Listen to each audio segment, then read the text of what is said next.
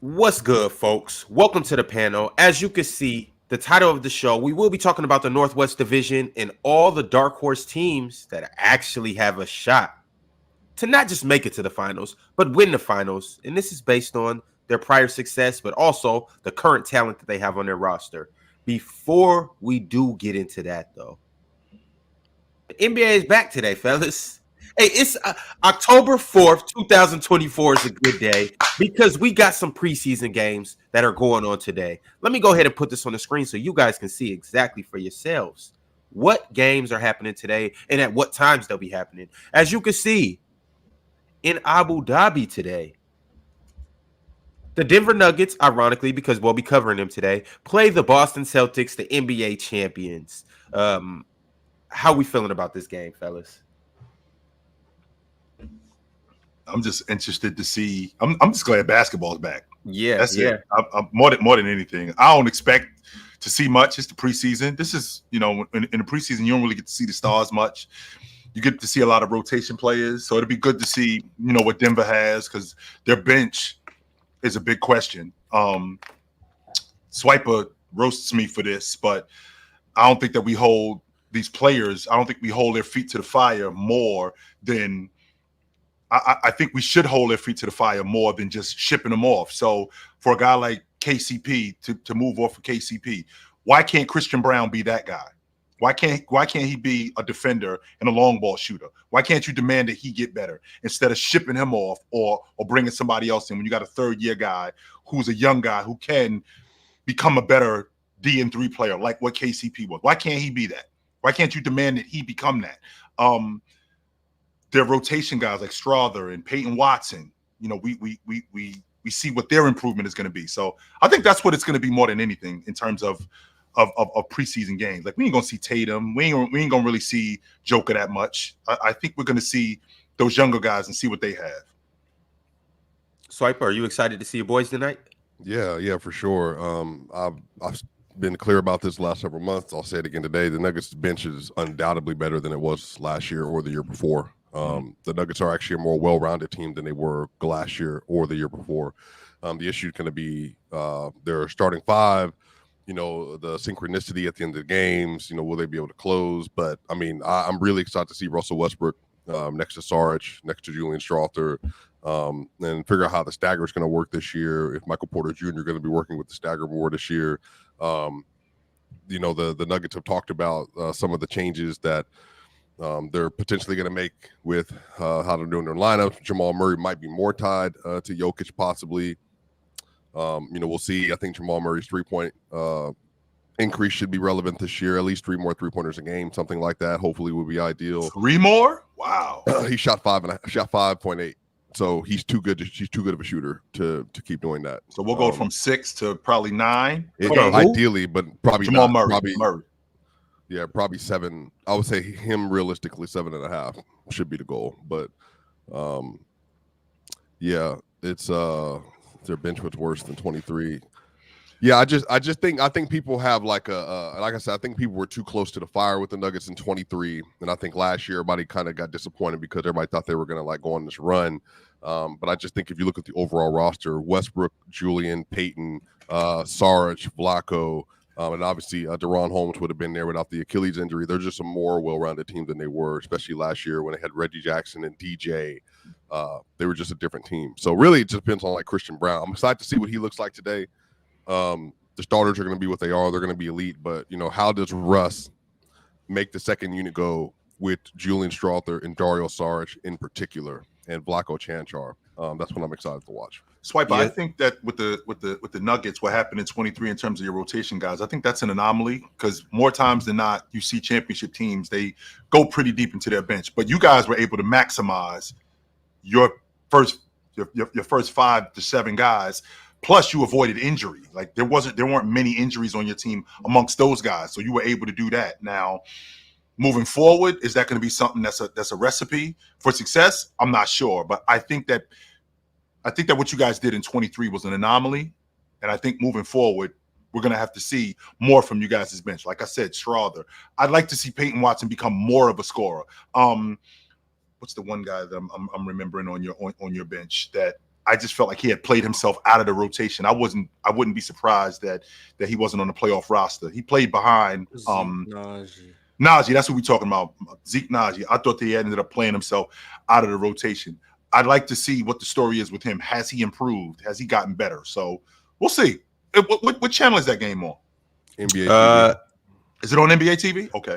Yeah, let me share the rest of these games one more time right quick so you guys can also see the rest of the games and the channels that they come on. We also have the New Zealand Breakers versus the Utah Jazz. So that should be a cool game. That's and tonight. that will be on League Pass at 9 p.m. Eastern time tonight. And then we also have the Wolves, who we'll be covering today as well, versus the Los Angeles Lakers on NBA TV. That's fire. Yeah. Basketball is back. Well, the NBA is back. Y'all gonna be watching this? Probably. That's kind of what we're here for, Ox. Oh, I mean, it's game 3 tonight, so I'm not watching any of this. But Yeah. I mean, shout out to it though. Like, I'm not tapped into it. I am multi-purpose. I will poke my head into some of these NBA games, but I will be paying attention to what's going on in Connecticut tonight. Yes, I will. Chill, you don't have multiple screens? Yeah, I go 17 screens. So. I don't. I'm not gonna lie to you guys and say that I got, because I do not. No, I don't. You know, Lord Tim. No, I do not.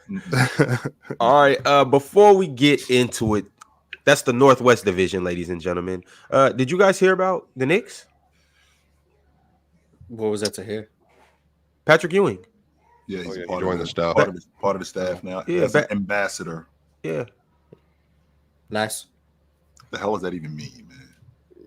He's the ambassador. I guess. Sounds like a made up position. He getting paid. So. Yeah, they do that sometimes. If I'm not saying his situation, but hopefully not his situation. But if a player with a legacy like that, they're ever in like a situation where they're in need of assistance or some kind, they'll do Sure. like that. Even though you, I don't think right. that. Yeah, I don't think that's the case at all. I think they just want to use his expertise. Sure. I mean, he was just the head coach at Georgetown, so Ewing ain't should be money. good. Yeah, he ain't hurting for money. He all right. Speaking of Patrick Ewing and past players getting positions, did we hear about Rajon Rondo with the Bucks? I actually like that, Ron. To be honest with you, I do. Is he going to save Doc from even tragedies? even Rajon can't save him.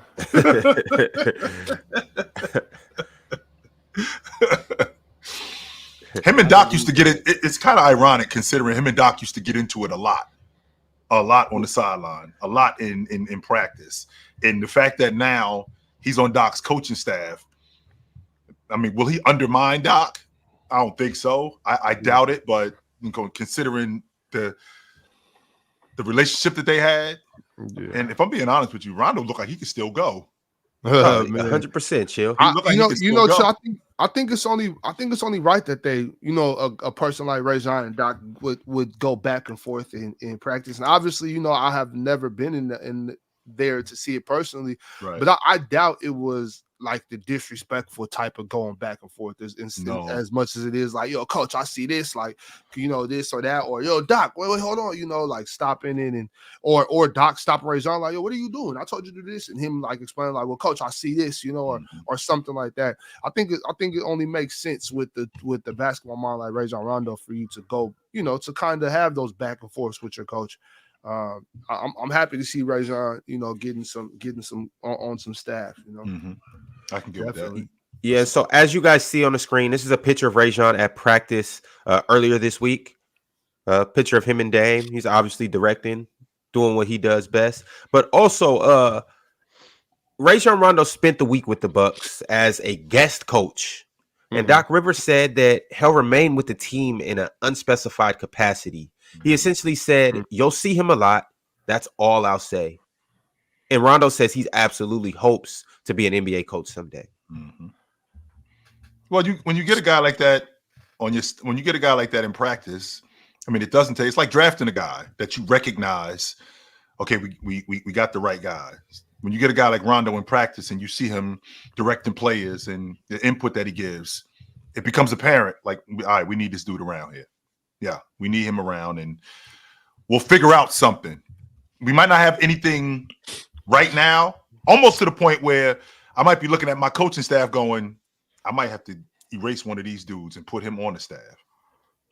Yeah, or worst come to might have worst. might have to erase Dame and put him on the floor. That's what I was exactly about to say. Well, not necessarily a race Dame, but it's Right. Yeah, it might have to be like, yo, Rondo, come on, bro. Like, we need you, man. Can you come run these pick and roll? Can you come get Giannis the ball? He looked like he can still go. He does. I'm like, hey, chill. They might need 17 minutes a game. He looked like he can still go. He does. All right, y'all. Well, let's get into it. We are talking about the Northwest Division, and obviously it's only right to start with I love this division. the team that went the furthest in the playoffs, the Minnesota Timberwolves. We will not disrespect them by talking about no other team before them. I know there's some other mediocre teams in this division, but we will start with the best team. What's going on, John D? How y'all doing? Excellent. How about you on this morning? I'm chilling. I'm going to see Joker tonight. I'm excited. What you watching the game? Yeah, I'm gonna watch the game for sure. I'm gonna I thought you was in Abu Dhabi. Yeah, he in his regular setup, but I'm good. And maybe he resides now. Mars, you copy and paste your setup. Anytime you're in Jamaica. Green screen. Oh, see, you could have brought the Nah, because you see the same mic as always. Nah, that's different. Me, that's why my mic, you can't see it because I be bringing my mic all over the place. Yeah. You talk about me bringing my mic all over the place. That's funny as hell. Well, before we do this, Teddy Hart sent through a super chat, and he sent it before the show started. So salute to Teddy Hart. He said, in y'all's opinion, aren't NCAA chips a harder achievement than an NBA chip? Single elimination style tournaments should trump best of 7, right? Y'all Carmelo segment during PC weekend made this come to mind. Well, it's just more. I feel like there's more variance in NCAA, and it's not talent means a lot, but in NBA, I feel like talent wins and health wins more often than not. But like NCAA, like you gotta like. I think when you get to like that Final Four, you get that like last push. So Davidsons and your San Frans and who else we all Florida International or whatever else it is, they might get there, but winning. Florida Gulf Coast. Yeah, all them schools. Like George Mason from back in the day. Like you can get there. VCU. Yeah. They all can get there. What did VCU go all the way to the championship? No, they lost to Florida in the Final Four. What did I'm sorry, George Mason. They lost to Florida in the Final Four. I'm thinking about somebody. I would say it's more open to who can win because it is one. You know, you got to come to play every night. Anybody can pop anybody at a certain level. I think the NBA is more geared to the best team will win because you got to beat us 4 times. So I don't know which one is easier. I can't say. I've never been to the dance or to the NBA playoffs, so I can't honestly speak on that. But I think I don't know. I like March Madness a little more. I think it's a little more exciting because it brings in that like you have to come to play every night. So I don't know which one is harder, but I think the March Madness is a little more exciting because you just never know what's going to happen. I think it's tougher in a 7-game series because it's really hard to beat a team 4 times, especially when you have a solid coach on the opposing end, making adjustments every single game. You know, it makes it harder every single game coming in if you're going to beat a team 4 times because something that may have worked in the game 1 may not work in game 2 because a coach went back, watched film, made the adjustments. I think that's what makes it harder, in my opinion. But John D, what if I'm a bigger school, you know what I'm saying? I'm playing a mid-major school, and just today, maybe my big man, maybe his jump hook just isn't falling. And maybe his girlfriend broke up with him. They got a couple kids that are just shooting the lights out today. You know what I mean? It just happened to be this Friday night where this is happening, and now we're getting our ass kicked going into the second half, and we're the favorite. It's this. I don't get 3 more chances. You know what I'm saying? It's just, if you look at it that way. Now we're out of there. You know what I mean? And but that could be a fluke, though. That's what I'm saying. A fluke could get your ass out that dance quick. But that's not. I mean? But how often are things fluky dookie in the NBA more than they are in college? I mean, a 14 seed, a 14 seed drops a 2 seed, and then in the next round they get smoked. Right, exactly. That's my point. That's exactly my point. Like it's basketball, and since we're all everybody at this level we're all good basketball players. Great, some of us. Anything can happen. Any of us could go out here and knock down 5 threes today. You know what I mean? That's and a it's fact. That's just like how PC it weekend. and Talk like, about it. And then in the Busting Chill's NBA, face in. in the NBA, I don't think he scored on me one time. Now that I think about it, I don't think he scored on me one time. He didn't guard me. He didn't want it to guard me. That's the problem. I did do that, but keep going, Ox. I'm sorry to interrupt. In the NBA, it's 7 versus 2 seed. If the 7 seed comes out game 1 and their shooter is going crazy, that's cool for game 1. But we know these next couple of games, what's going to happen. So, what? But that's the thing, Ox. We don't know that. Teams, But well, I mean, for the most part, we pretty much know that the better teams are going to win in the NBA. We do know that, yes, the better team is going to win. I don't think it's harder in college off the strength that even though it's a single game elimination, to beat a team 4 times in a week, considering the adjustments, considering the personnel, it's really difficult to beat a team after we've beaten you one time. Now, I mean, you think about the Lakers. When they lose to Philly in that game 1, I'm on record saying I'm like, Philly's not going to win another game in this series. It's not they won't win another game in this, and they didn't. Off the strength of what they weren't supposed to win another game, though. Yeah, I was like, they're not. But if that was the NCAA tournament, the Lakers would have been the number 1 seed. And Philly would have probably been like a number 2. Seed. No, they wouldn't have been that low. You think? Remember, they during that season, and I don't want to hold us up, but during that season, this is why the regular season matters. I don't know if you guys noticed, but they ended up in a tiebreaker, and they lost a regular season game with the Chicago Bulls, which broke the tiebreaker, which is why they didn't get the number 1 seed in the NBA that year, in the East. Which would explain why they had to go to Los Angeles for game 1 and game 2. So chill. With all this being said, I would say it's easier. It's easier in the NCAA to win. I think it's easier to win. Just because you only got to pop that team one time. That's it. Just once. If you run up against a better team, you just you know what I'm saying. You just got to go out there, burn the boats, and hope some shots fall. For a coach, scheming wise, it's got to be easier to win the NCAA than it is to win the NBA. So LeBron ain't go to college because he ducked the fact that NCAA was harder. I get it. Mars, how many times have you said to me, and you said this specifically to me, that you don't judge guys in the playoffs on a 12-game run or a 15-game run as opposed to what they've done in totality? In the NCAA tournament, Mars, I got to win 6 games. That's it. I just got to win 6 games. And all I got to do is get hot. And if I can get hot, I win 6 games, I'm the national champion. Cardiac. Yeah. But chill. That doesn't just happen like that, though. Like that's exactly how it happens. Kimba's run is historic for a reason. They weren't supposed to go on that run. They weren't even supposed to make the NCAA tournament. Kimba just happened to. That's why his run is so historic, because Swiper, they were not slotted to win the NBA to even make it to the tournament. They had to win the Big East tournament. They had to win 5 straight games in the Big East tournament first in order to get in there. They won the next year, didn't they? With Shabbat. It was 2 years later. It was 2 years later. But that was the worst team I've ever seen win. By the way, in the last 15 years, that was Shabazz and Jeremy, right? They was battle tested though. Mm-hmm. Some of those guys had already went through the ringer and won it. Shabazz tricked me. I thought he was going to be good in the NBA. I really. Shabazz balling. He just had 25 yesterday. They just popped Real Madrid. Mm-hmm. No, he's good. I just thought he was going to be NBA good. Yeah. But all right, fellas. And by the way, the chat has stepped in and they said it's harder to win an NBA championship. 72% of you guys said that. So, the chat says it, so that means it's true.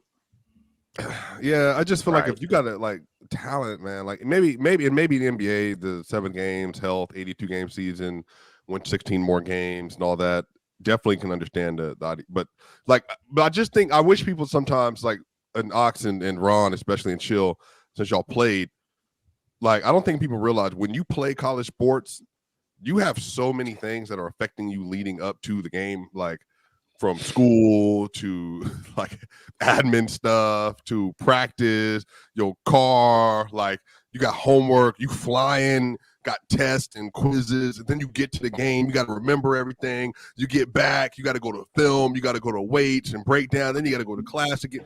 It's just like a bunch of stuff all the time. Whereas in the NBA, it's like straight. Just you know what I mean? basketball. It's hoops, and I think it's hard. I mean, in the NBA, you got like, kids, you got a wife, you got. Yeah, bro. I mean, but that's like I'm a professional. I got the money and all that stuff. You know, college. At least for us, we didn't get money at that point. You know, like we didn't have the. You know, we were still broke for the most part.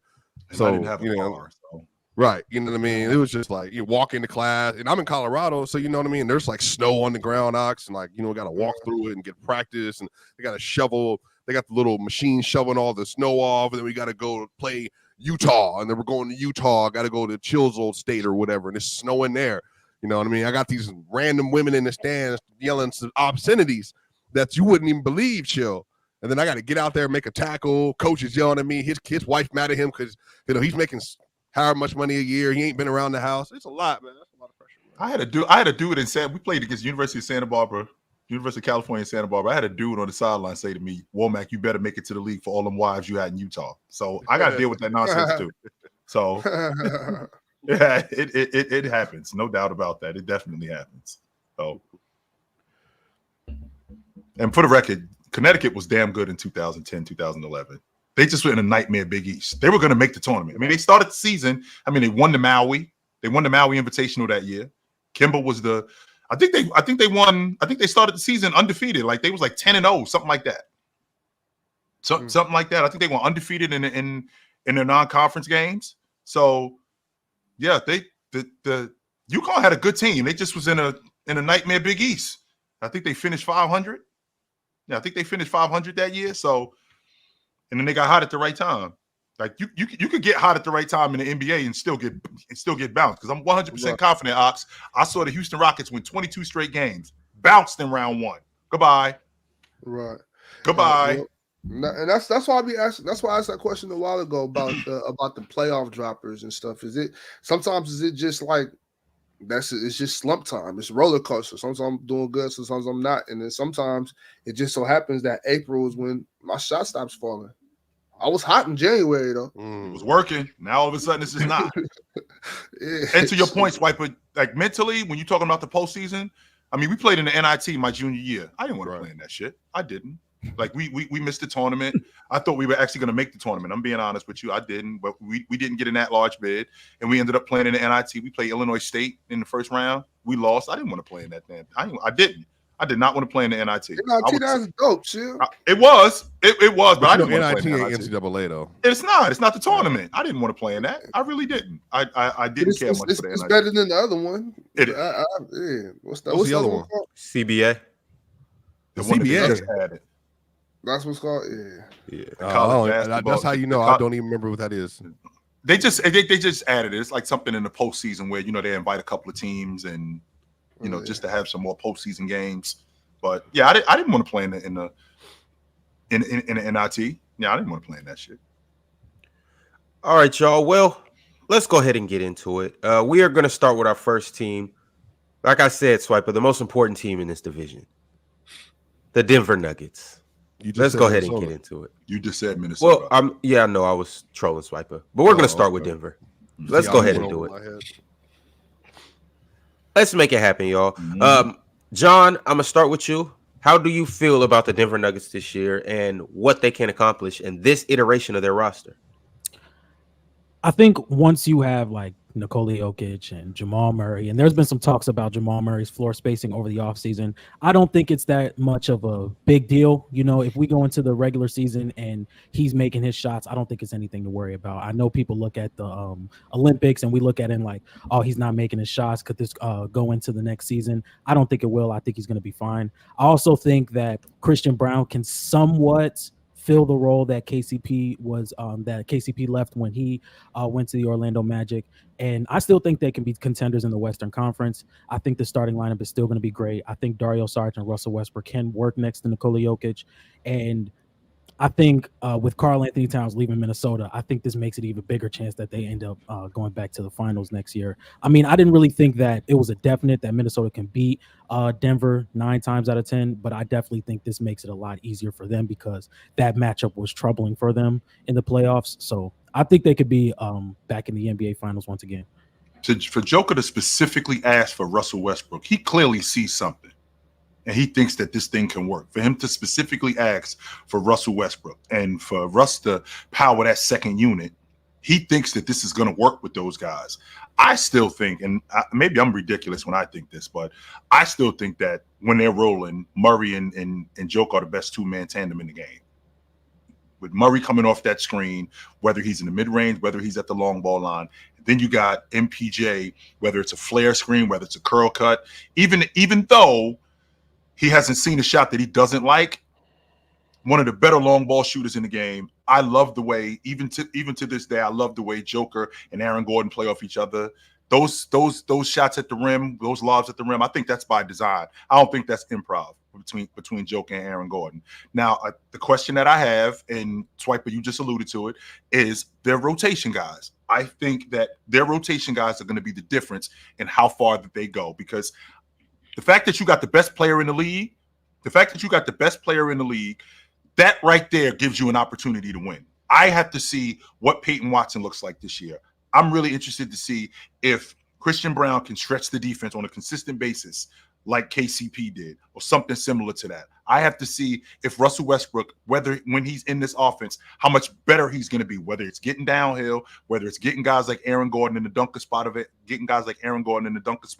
him more touches, getting guys like Peyton Watson in transition, getting guys like this more involved and being able to take a little bit better care of the basketball, how he's going to be in this offense. So I think that if I'm thinking about Denver, I think that they're at the top of that division. Are they the best team in the division? No, but I do think that they're at the top of the division. Mars? I think they're all right. I don't think they're the best team in the West. Well, I don't think they're the favorites in the West. I think they're cool. I think Christian Brown is substantially worse than KCP, but maybe he takes a jump. I think that's what they need. Substantially worse, Mars? When you say in what area? Like everything? Basketball. Yeah, he's a better cutter.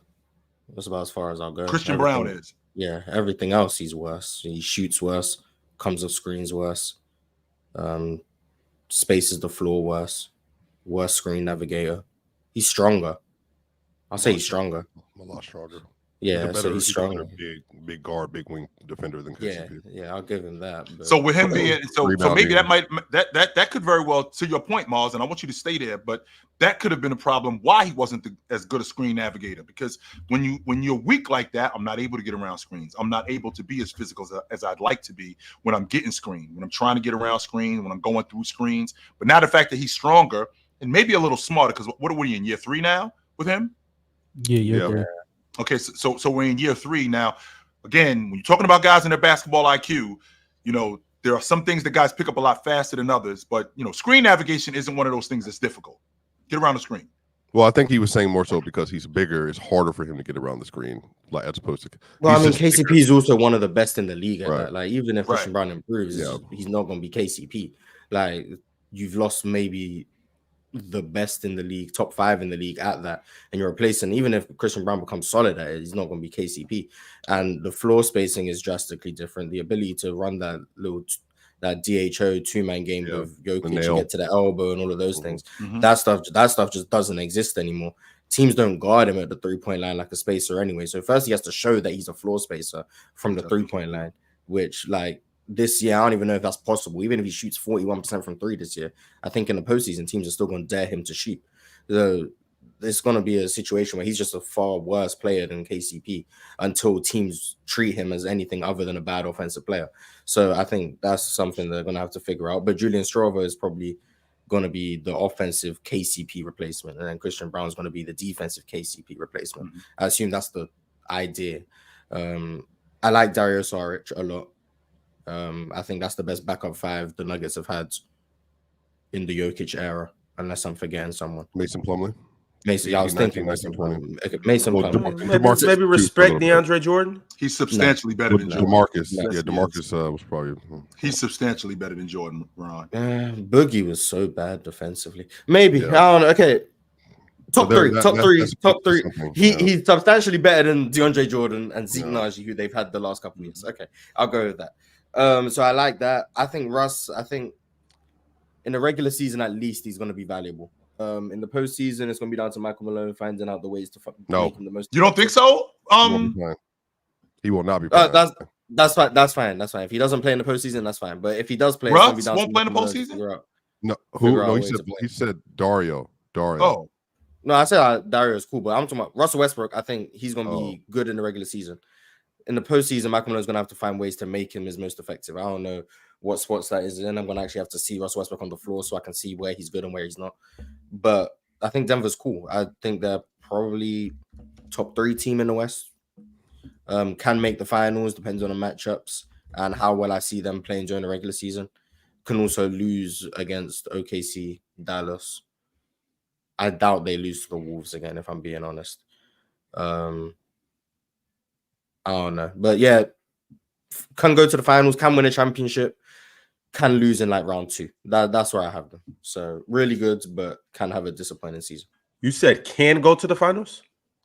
If all goes right? I don't even think everything has to go right. I just think they can go to the final. I don't think it's if everything goes perfect, they're going to go to the final. I think if everything goes solid, so they can go to the finals. If everything did everything go right in they 23? Did everything go right in 23? Yes, it was health. Yeah, Jamal Murray turned into a top 20 player in the NBA. Jokic was playing at an all-time offensive level. Their role players were playing at an extremely proficient level. KCP was fully healthy, dialed in on defense. Aaron Gordon was fully healthy, dialed in on defense. They had some solid matchups in terms of teams and how they can punish them defensively in terms of Miami, Phoenix, and Minnesota. So they had favorable matchups.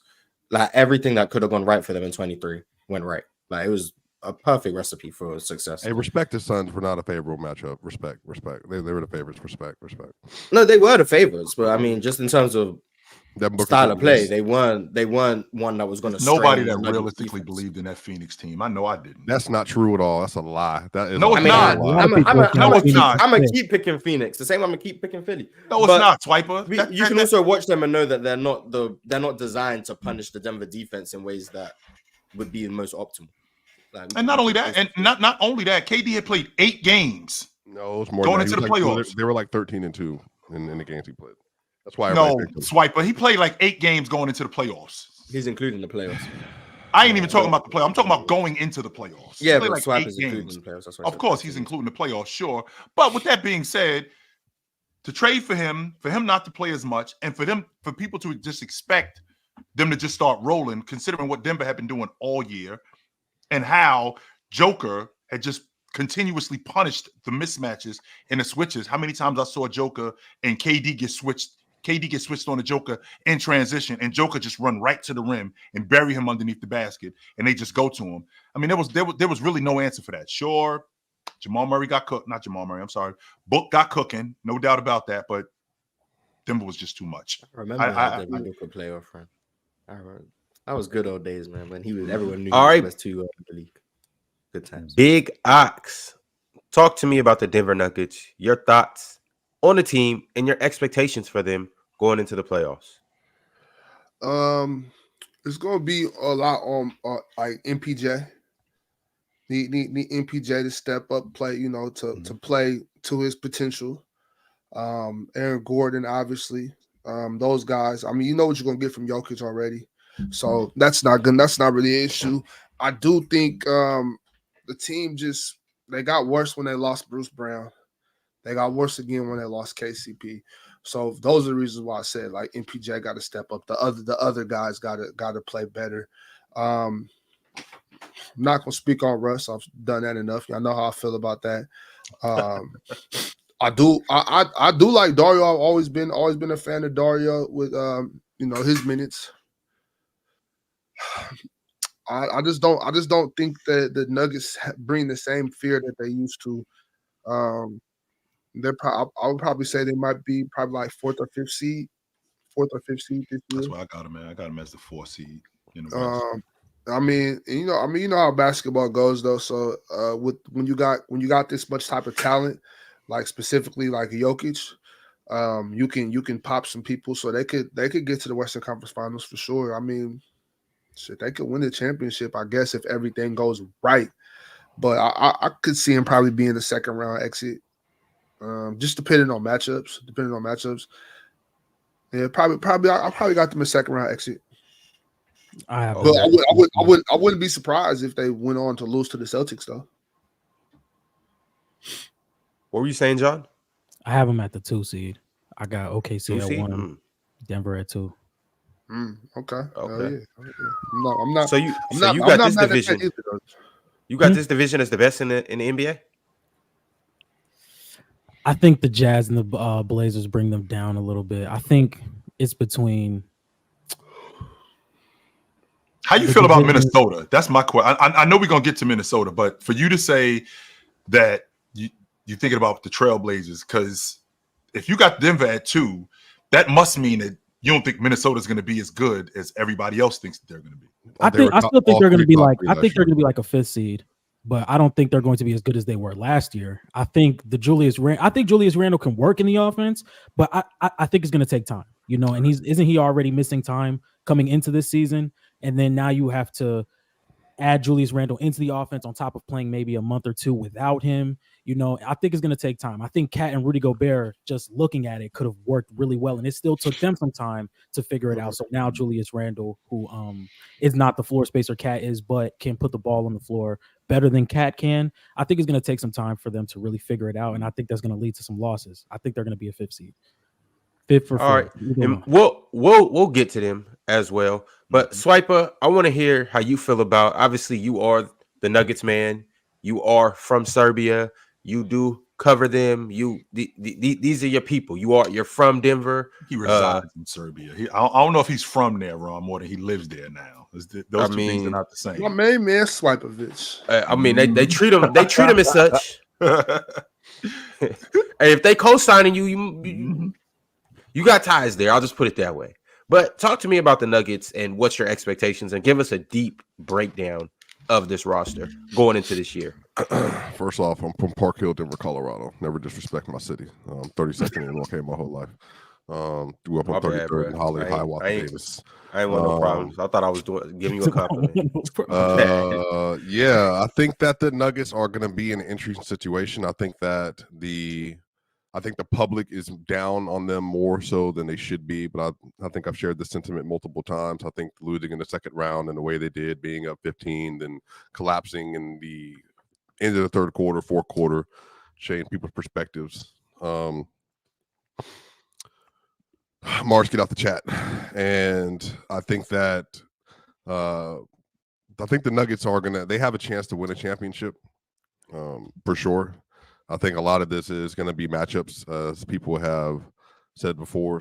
But I just think people are overestimating KCP's loss to some degree. Like, I just think, like, if he played better, then they would have won that Wolves series. Like, he's a really good defender, but he is not the same effective defender versus the Wolves in particular. He just isn't big enough for Ant. That was actually Christian Brown's main assignment.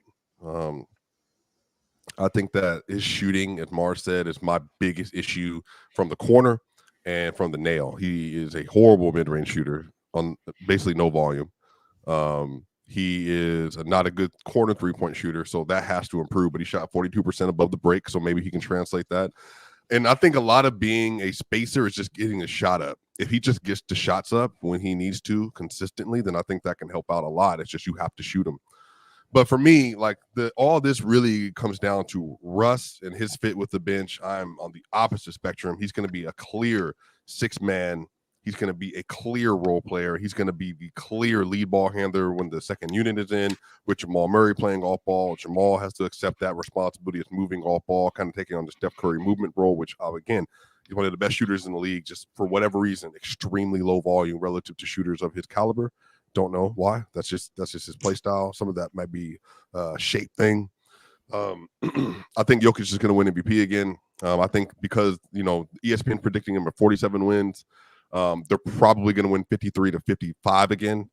And if that's the case, I think Joker's going to be about 27, 12 and 9.5 again or whatever. And we're going to be back in the same conversation in March. I don't think that's enough. I don't. I don't think that's enough. It's not about the points per game, though. I think that's what everybody kind of just with everything that you just said. I think that's Joker, and I think that a lot of people, they look at Joker like that 27, 11 or 12, and 8 or 9. That's just Joker. That's not good enough anymore. Joker's going to have to do something. But it's not points per game with him. But this is what I'm saying. This is what I'm saying. What I'm saying. Jokic has to do something spectacular to win MVP. Yes, I hear. And I don't just mean the 27. Like that. If he did that 27, 12, and 9. If Denver won 66 or 67 games, now we should have a different conversation. I'm not saying that's not what I'm 55 saying. 55 wins, that's not enough. They asked me for my opinion. I'm giving my opinion. Sure. I'm telling you that's not how it's measured with Joker. If the team is already expected to be bottom, middle level in the Western Conference, then if Jamal Murray and Jokic play, they're probably they were 44 and 15 last year. They'll probably be something like that again this year. With those two guys in the lineup. With those two guys in the lineup when they play together. I think that if they play more, if Jamal Murray plays 65 games, hopefully this year, they'll have a similar record. I think the win profile will be there. At the end of the year, it's going to be the same thing. It's like, who do we give it to? Blah, blah, blah, blah, blah, blah. I think MPJ, my hope with MPJ is that Michael Malone builds more of the offense around him to allow him to get to that 19 points per game, 7 rebounds. He's shooting the 3. He's doing what he has to do. I think you're going to have to diversify the offense from a shooting standpoint because I don't think that Christian Brown has that kind of gravity, as Mars talked about. I think Julian Strawther is going to be big, for this team this year. I think Peyton Watson is going to be big. Peyton is, one of the few, and I mean few players What's your problem, Ron? What's your problem? What do you do? I just leaned in because I'm listening. I'm just hearing swipe out. Yeah, I'm sorry. I'm sorry. But keep going. I do think that Strawther. That's what you were. You were with Strawther. Yeah, that's where I got caught up at. But what's wrong with Strawther? I'm listening to how you feel about Strawther. What's the question? I mean, you obviously have I didn't ask any questions. I'm just listening. Yeah. Anyway, I think Peyton Watson is going to be the key. I think if Peyton takes the step he needs to take offensively, which from everything I'm hearing directly from him and directly from his people and the conversations that I've had around him or with his people, he is doing everything in the offseason he needs to do to take advantage of the offensive opportunities in front of him from the mid-range and as a spot-up three-point shooter. And he is the most athletic rim attacker that we have on the roster as well. So some of this is like Jonathan Kuminga a little bit, like can he step into that third year where he takes that leap as an offensive player? Because again, if Peyton does that, then I think that kind of like squashes the whole 2 debate for me. Peyton's a natural guard wing. That's what he plays. He just had to play the 4 last year because they didn't have Blocko. And if Blocko's going to be important because they need size on the power 4 position, and hopefully Zeke does something. So I do think they win about 54, 55 games this next year. And then I don't know where that's going to land in the Western Conference. Arch 2 is in the chat today. Salute to all the Arches, but today we get the special privilege of having Arch 2 in our presence. He sent through $100 super chat and he said, and I quote, "It's really interesting how people switched up on Jokic real fast. I remember Peppa Pig." Who's that? That's a low down. Okay. I remember Arch. Address him as such. I remember Low Down saying he's a better offensive player than Kobe and how Denver was a dynasty. And they going to 3-peat now. Everyone down on him. Does he do this every day? Like $100 every day? I guess so. But if Lowe's the one who said it and Lowe's not up here, I mean, I don't get how everyone switched up. I don't think Ox said they were a dynasty. John, we didn't even know John. No disrespect. Never said that. John, did you say they were a dynasty? I didn't think so. so. Did you say they were a dynasty? I did not. I know I didn't say they were a dynasty. Swapper, did you say they were going to be a dynasty? February. Yeah, but did you say they were going to be a dynasty? Going to be? I mean, how many hits? What's that? 3 and 4? Is that how that work? I don't know what a dynasty definition is. Did you say they were? Did you say they were going to 3 3 out of 4? Did you say they were going to 3-peat? No. Okay. So if no one said they were going to 3-peat up here, I don't think that's relevant. But I haven't switched up on how I view Jokic as an offensive player. So. Yeah, I was about to say, Mars, like my thing with this team is I don't necessarily have the highest expectations, but y'all got Jokic. The same energy that I had for Asia Wilson with Ox earlier this week. I expect that from Jokic. You are the best player in the NBA.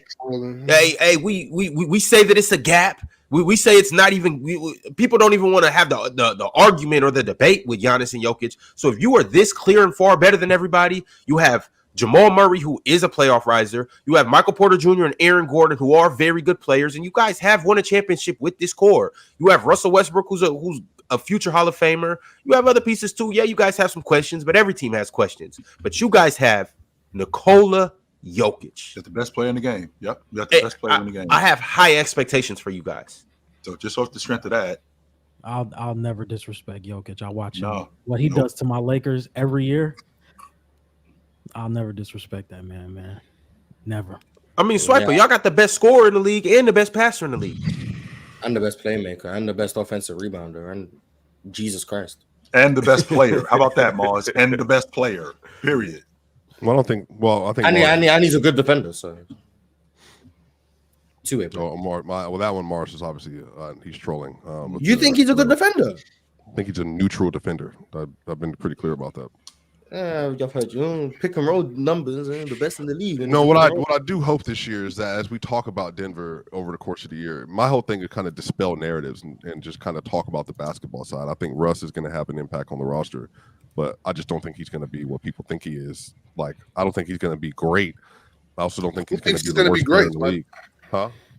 I think Russ fans think he's going to be great. I'm not a Russ fan. So look at him right next to you. Like, all I'm gonna say about this. You about to start hyperventilating. All I'm going to say about this is it should be amazing to see a combination of two things that I don't know if we've ever seen before. We get like complex, high level, trigonometry level playmaking with elementary playmaking. We get to see that all in one game. So that should be fascinating, Swiper, to see how they mix. Maybe it's vinegar and water. I know y'all two was up here pissed yesterday, but oh my god, the comments, I'm talking about pennies. Oh yeah, they mad as hell. Oh my god. They mad at who? They mad at him and Penn. They mad at him and Penn. The word elementary, I'm talking about. They said Russell top 50 passer. They got skirts up and panties showing. I'm talking about very, very hurt about the Russ take. I'm so sorry. All right, so that means you need to take it back. No, they need to pull their skirts down. Okay. I still stand on everything I've said about Jokic as an offensive player, though. I don't think that's changed. So I don't, and but even that like qualification is wild to me. Like Jokic, like even the thing of changing or down on or moving, it's like there's nothing to move. The issue collectively is the talent responding to the greatness in the middle. Like literally Jamal Murray has to be able to respond to that. Porter has to respond to that. Gordon has to respond to that. They have to. Like everybody has to respond to what's being called upon them and asked about them. And again, Jamal just wasn't good enough. And so that's why the consensus on Jamal is way lower this summer than it was last summer. Like he has to be able to rise to the occasion, and he has questions about him, but at the end of the day, it's like, Jamal obviously has paid attention to it. He just signed a damn near max deal, like a super max damn near. He's getting 50.5 per year for the next several years. Like, so he has to be in a situation where he responds like he's supposed to and plays up to the level that's being required of a player at that level. It's just that simple. Porter, Gordon, all of them. I don't ever worry about Gordon, and I don't worry about Porter. Because Porter works harder than I would say damn near anybody on the team. He's a hoop head. That's all he does is play basketball. But it's everybody else that just needs to get their stuff in line for sure. I'll just be expecting a little more from Michael Porter. Like I know obviously the back injuries hampered him and whatnot, and I'm going based off me literally watching the high school version of him and stuff like that. But it's just like I think he has a little more than being just a spot up shooter and a one dribble pull up guy, which he does that at a very good level, but I just think he can give y'all a little more on offense. Ron, since he's been in the league, what else have you seen him do at a high level outside of being a shooter? Nothing, chill. Right. So maybe that's who he is. No, it is. What'd you say, Mars? He can't move. He can't. Yeah, I've watched him try and create shots. He can't do it. Mm-hmm. He used to be able to do it, and if he could do that, then the Nuggets would be a dynasty because he'd probably be their second best player. But he can't. He physically can't do it. The back has debilitated him to being a shooter, and he's one of the best in the league, especially at his size. Mm-hmm. He just can't do what high school him did. Yeah, But high school, the Denver Nuggets, if they got high school MPJ, that's a dynasty. Well, and I think the thing about MPJ is, I will say, what happened when the original surgery happened, the doctors told him, as you get further away from the third back surgery, you'll get healthier. He was catching alley-oops last year. So there's progression in his physical ability, but it's just going to be closer. The closer he gets to, 27, 28, 29. He's 6'11", catching alley-oops. What do we? No, but I'm saying, but he didn't used to be able to jump off of with a bad back. Wait a minute, leg. Just because remember, he had big. Ox. Remember, he has a drop leg. Like he still wears that brace. So like it's when you wear like there's Alex Smith at. Yeah, there's a mechanism that like literally he wears under his shoe that like covers his calf that helps him to do this, because the back surgery, like it's a nerve thing. And so he's been wearing it like since the surgery, but he's just getting to a place now where he's not as dependent on that mechanism to help him jump. So it's just real simple stuff like MPJ's dunking on people more consistently, 21 and then 23 and then this last year, like he's getting a lot of that stuff back. But I'm not gonna lie to y'all, some of this is just Malone has to get them. They did a really good job in 23 not utilizing the two-man game too much, and then last year they got so dependent on the two-man game that once the Wolves were able to like cut it off at times, and then they started passing the ball out, they didn't have anything else to go to. MPJ's cold, KCP's cold. AG stuck at the rim. Like, so there's a few things. Aaron Gordon shot 39% from three one year, and then the next year he shot 29 or whatever it was. Jokic shot 38%, 39% from three, then shot 34 last year, and then 29% in the playoffs. Like, it's those little marginal things that they have to get back on. That's what do you mean all by the stuff. Cold though, Swiper? So you're saying like if you're a hell of a shooter and we run pick and roll for 4 possessions, that means you're too cold to knock down your jump shots? I think it's situational. Like if it's in a game 7 of a 4th quarter, like, and you haven't been getting like opportunities to hit consistently, I do think that it's tougher to hit shots in that setting than normal, just because of the pressure, everything. I think all that stuff gets to you. You 100% notice as a ball player that when you don't touch the ball, especially as a shooter, when you don't touch the ball for 3 or 4 trips and you're not in the flow of the game, shooters get into a rhythm. They get into a lather like a racehorse where they get going. When I get a shot and then I don't get another shot for 3 or 4 trips, let alone touch the ball, and then I got to get back into the game, that throws off my rhythm. That's what shooters are. 3 trips is not a lot of possessions, though. Yes, it is. Especially when you got the team. The reason why it is, Ox, is when you got a team that's moving the basketball, that's making you play defense, and you're on defense for stretches. When I don't see the ball for 3-4 trips, that could be 4 or 5 minutes. I don't touch the ball. Now I'm out of rhythm as a shooter. 4 or 5 minutes, chill. 24-second shot clock. Not 4 or 5 minutes. I'm sorry. If you assume every possession was 20 when it came down to the buzzer, that's about 2 minutes. Right. Well, I don't want to get, because I mean, chill, me and you have gone back and forth on this multiple times, and I think we both feel how we feel about it. I just disagree with that.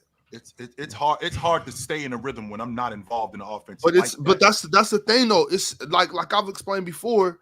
There's more to a rhythm. It's like if you are, he's a shooter. You know what I'm saying? You shoot the ball. That's what you do, right?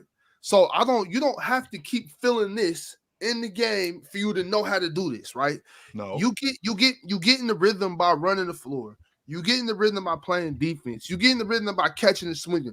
There's the rhythm isn't my rhythm of shooting. My rhythm is the rhythm of the game. Sure. You don't if you check out because you haven't shot the ball in 3 possessions, then you're just not the shooter. But I don't think there was just a shot, to your point, Ox. I think game 7, what happened was they were up 20 and then they started bricking.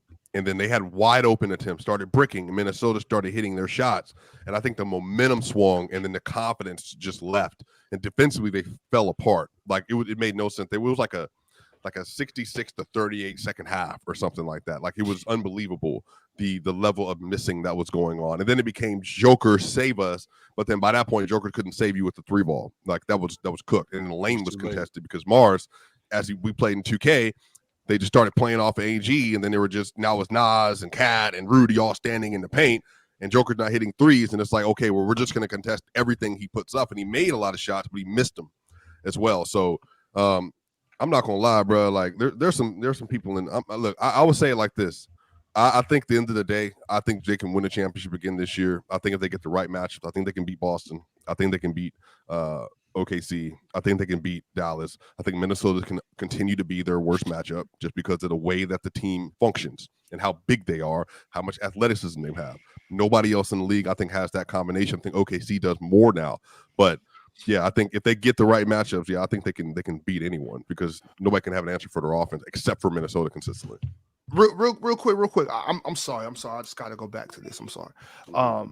So at my gym, they just started like the little league. They do the little league every season or whatever, right?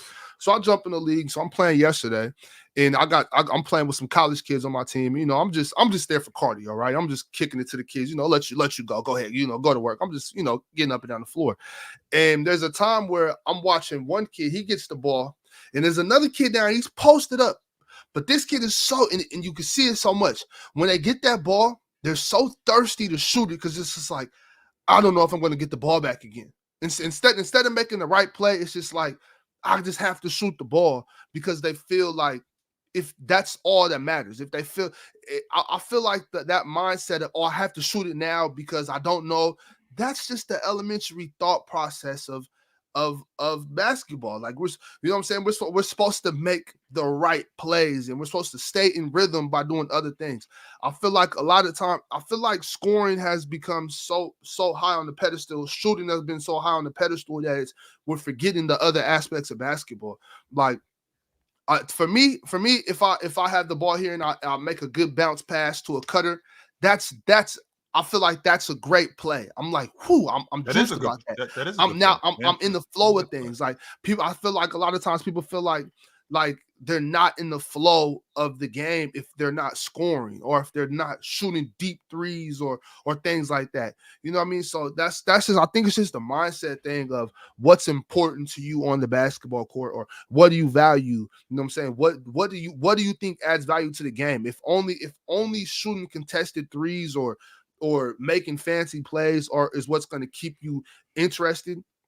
I think running the floor, I think getting back on defense, moving the ball, talking on defense, and setting down screens, keeping the offense moving. I think that's a good way to get in rhythm as well. Ox, you got to understand. Listen to what you're talking about, though. You're talking about playing basketball. How many of these guys know how to play basketball, though? That's the problem. I mean, when they're in the NBA, chill. We're talking about professionals. These guys are the cream of the crop. The same thing. How many of those guys actually know how to play basketball? Not many. How many of those guys that you watch that don't really know how to play the game, like you just talked about? How to implement themselves into the game without the normal things. If I'm not scoring, I'm not a part of the game. If I'm not doing something that's going to be on a highlight reel, I'm not a part of the game. There aren't many guys who can involve themselves in the game without having to involve themselves in the game, like shooting the long ball or something like that. That's what you're talking about. You talking about guys who actually play basketball, setting the back screen, and then coming back to the ball because I know that when I set the back screen, the guy that's covering me, he's going to go to the ball. I'm going to be the one open. Setting the down screen and then coming off the screen and then coming back to the ball because this guy's going to help. Stuff like that are things that basketball players know.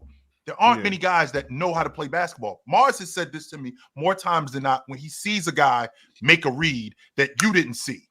That's because he sees the game a lot further along than other people. That's because he knows how to play basketball. A lot of these guys don't know how to play. That's why the game is what it is. And mind you, I'm talking about some I'm talking about I'm talking about some JUCO guys and just guys that play for fun or ex-hoopers and stuff. I'm not talking about high level, there were some pretty good kids out there, but still I'm just, I'm more so just talking about the mindset of where basketball is. Like I think you have to be able to find a way to be in rhythm, especially with this is a full pace. We're boom, boom, bumping down the court. I don't feel like you have I feel like it's a cop out. I feel like you're copping a plea when you say, "Oh, this wasn't in rhythm." Like you've been on this court. It's the third quarter.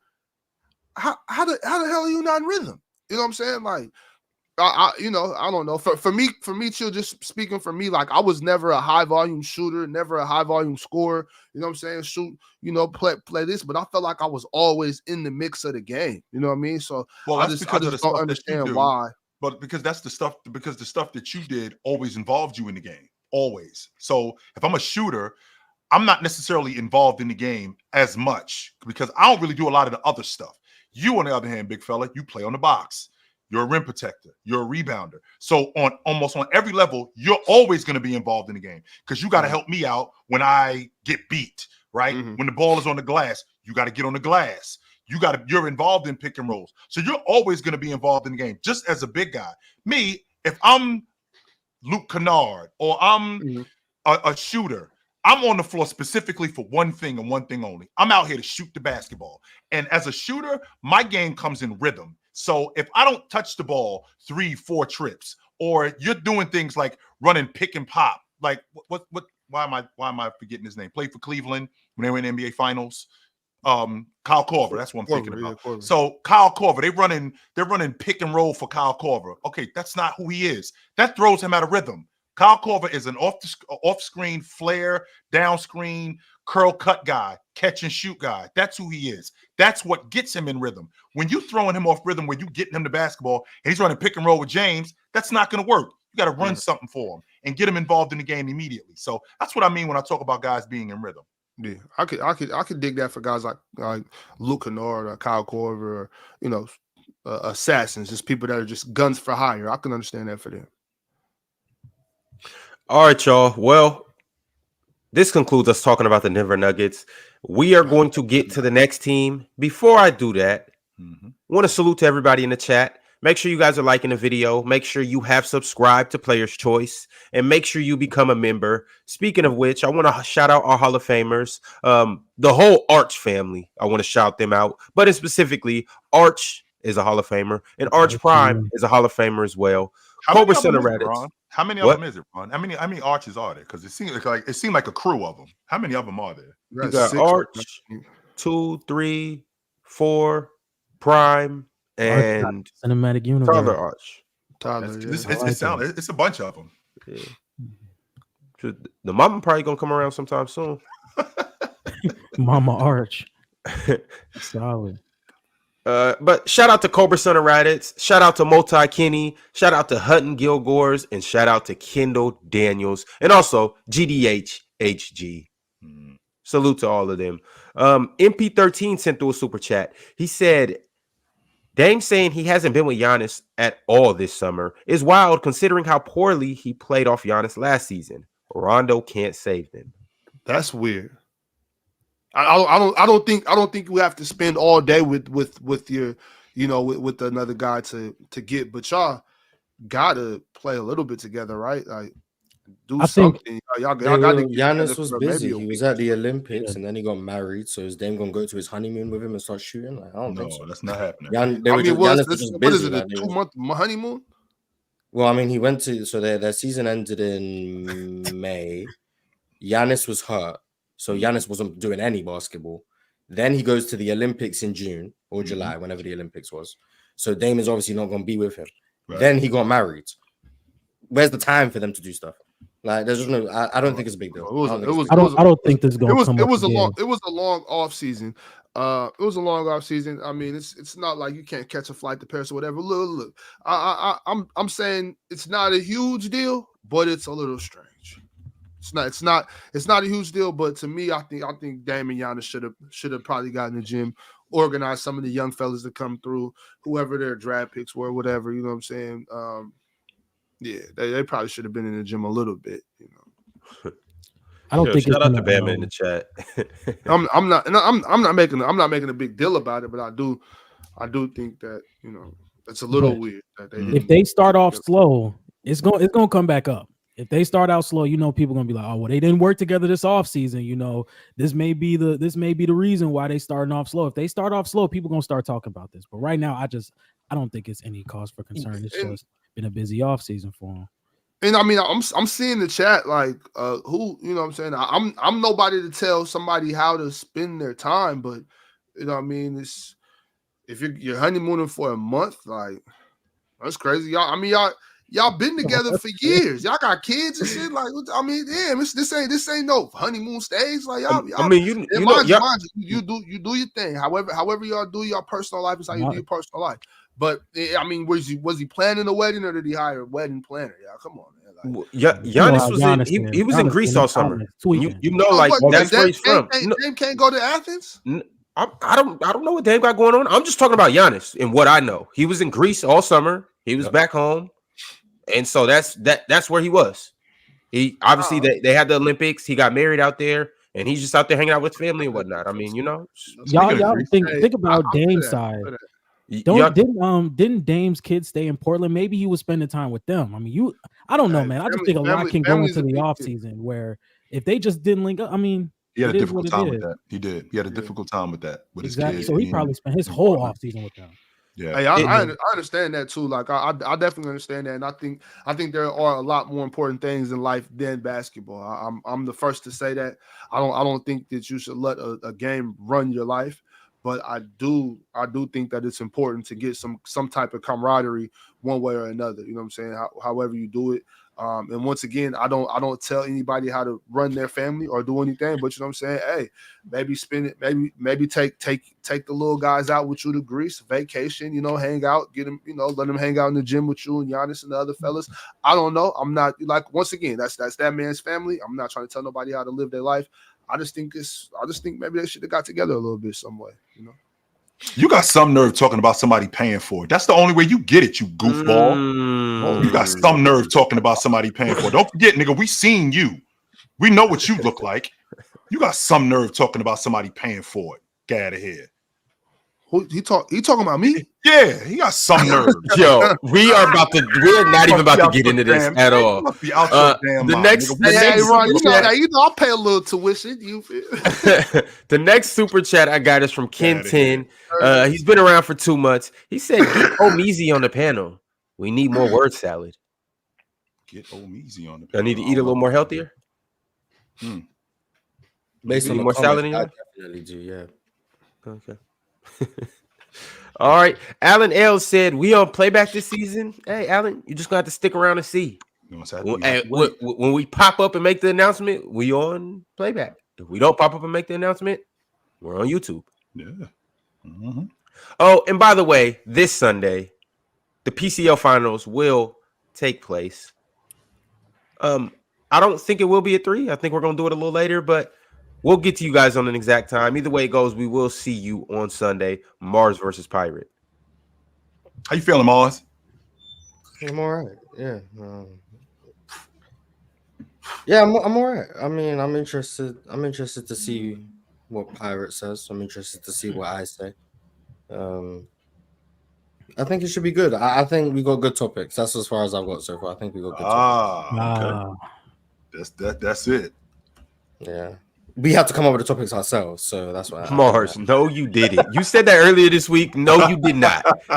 Y'all came up with one topic. I brought the other two, and then you guys tweaked it. So just because y'all go crazy with semantics, and it has to say this and that and the third. Well, no. But Pirate was the one getting with semantical. I ain't really saying too much. And let's not lie. I ain't say too much. Mm-hmm. I said the topics were cool. He was the one like, let's be precise. It needs to say this because I ain't really say anything. Because Pirate think y'all about to do him bad. Y'all out there, everybody that's watching, he think y'all about to do him bad. And then last night, he makes a last-minute alteration to one of the topics because he ain't like it. And I'm just, I guess, whatever. But go do what he got to do. I get it. That's cool. I understand. David said, "Can Denver beat a 50-win team for the first time in 10 years?" Oh, give me a break, man. What are we doing, yo? That just doesn't make any sense. So if they beat a 50-win team, could they beat a 60-win team? Is that what we doing? If they ended up beating a 70-win team, I'm not moved. Right. There you go, Mars. It's not valid until they beat a 60-win team. Give me a break, man. How many teams have beat a 70-win team in NBA history? Well, how many 70-win teams have there been? The Warriors, the Bulls. So the Cavs beat a 70-win team. That's it. All right, that's it. So, and the Denver Nuggets, the Denver Nuggets won the NBA championship. I mean, there was only 2 teams in the West that won 50 games. So only one 70-win team has been beaten in history. Kyrie going to move on my all-time list. About that. All right, the next team that we are going to dive into is the most important team in the Western Conference, according to, the odds. This team has the second highest odds in making the NBA championship at, what is it, 750? It is. Is it that high? Yeah, it's that high. I did not know it was that high. As it should. I don't hate it. I don't hate it at all. As it should. And we are talking about the Oklahoma City Thunder. Before we get into that, Arch 2 has stepped back onto the panel. And he said, I see some of the panelists get mad when we as the chat call some stuff out. You guys call some stuff out. You guys are the NBA players and we are the fans in the stands. We are here because we enjoy the show. And in the end, it's all love. Make the distinction. You are here to enjoy the show. I don't mind people in the chat disagreeing, but people that say like, "Oh, he pays for," like, that's weird. That's weird. But that's who it is. And to say stuff like he just said, anybody who consistently talks about how much of a man they are, I think they wear high heels. I'm sure of it. Anybody who consistently talks about how manly they are and how much of a man they are and what men do, they got a real feminine side to him, a legit feminine side to him. And I'm 100% confident that this dude, he talks that about how much of a man he is. I bet you that dude got a legit feminine side to him. I don't have to talk to you, Ox. I don't have to talk to you about being a man. I don't have to talk to you about that. I don't have to consistently say that to you. I don't have to consistently say that to you. But when you constantly hear me, I'm a man, B. I'm a man, B. Men don't do that, B. I'm a man, B. You know what that means? That means that your manhood has been consistently challenged. That you ain't comfortable with the man you are. You ain't comfortable in your own skin. That's what that tells me. Well, shout out to masculine sides and feminine sides, and that's what that any variation of which that there may be. And shout out to Arch for sending through the super chat. Shout out to stilettos, pumps, Anyway, as we were, Ron, because remember, and GDH summed it up for us. He said Arch is basically saying shut up and debate. So let's get back to it, y'all. The Oklahoma City Thunder. Big Ox, I'm going to start with you on this one. How are you feeling about OKC? I think OKC made the proper adjustments this offseason to be taken very seriously. Isaiah Hartenstein, Alex Caruso. I think they're a serious squad. They should probably finish number one last year too, right? It was 2 wins. Yeah. They'll probably because they're young, so they're gonna. I don't think they're gonna take any days off. I think they go for the number one again. But they can't be beaten. I think they're serious, but I think they can be beaten. I think they can be beaten by a lot of teams out west too. So I think they'll get up the first round. I think their floor is the second round. I think their floor is the second round, and their ceiling is losing to the Celtics.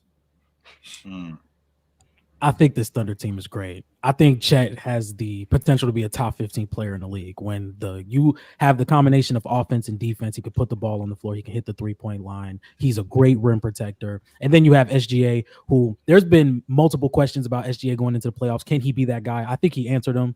And when I look at a championship team now, I think they need to cover versatility, have the number one, have the defense to cover all spots on the floor when you have guys on the perimeter like Alex Caruso, guys down low like Hartenstein and Chet Holmgren. This team checks off every box, and I think in a lot of seasons in the NBA, Chet Holmgren would have won Rookie of the Year, but I think this Thunder team is great. I think they're going to be the 1 seed. I think they can win 60 games. I really think they can win 60 to 61 games, and I think they're going to go to the finals. That's my pick to go to the NBA finals, the OKC Thunder. Jalen Williams is the guy that I'm thinking about who is going to be one of the differences in what they're doing this year. I didn't realize how good he was at getting downhill till I watched him last year. I think his mid-range has to get a little bit better. I think he's got to be more aggressive as a scorer. I think that he can play, if I'm being honest, I think he can play at an all-star level. We already know that Chet has unlocked a different aspect on who they are, his ability to stretch the defense, his ability to get downhill also. So that opens up the offense way more for them. I think defensively, we don't talk about how good Oklahoma City is. So you got a guy in Lou Dort who is one of the better ball hawks in the game. And then you got another guy who's better than him, who I think is arguably the best on-ball defender in the game. And then you got your rotation guys who also play defense. So when you couple that in, the question is can these guys take the next step? Even though they're young, can these guys take the next step? And once they get on that biggest stage, because I saw Jalen Williams last year, he didn't look as comfortable as I would like him to look when they were playing against Dallas in the playoffs. I'd like to see him get a bit more comfortable in the playoffs. So the fact that he's already seen it, I think that's going to help. But I mean, I think this Oklahoma City team is going to be at the top of the Western Conference this season, and right at the top of the Northwest Division. Mars? Best team in the West. Going to the finals. Shea's really good. Chet's really good. Hopefully he's better, but he's really good. J-Dub really good. They're going to shoot more threes this year. They got better shooters this year.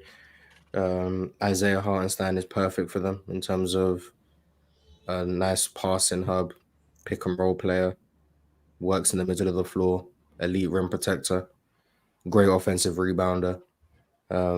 He's the perfect fit for what they got going on. I don't think they really have any flaws. I think the only flaw they may still have is still the rebounding. I just don't think that's enough for them to really not be good. Now, is Chet going to play all 82 again? I don't know. I'd like to see that.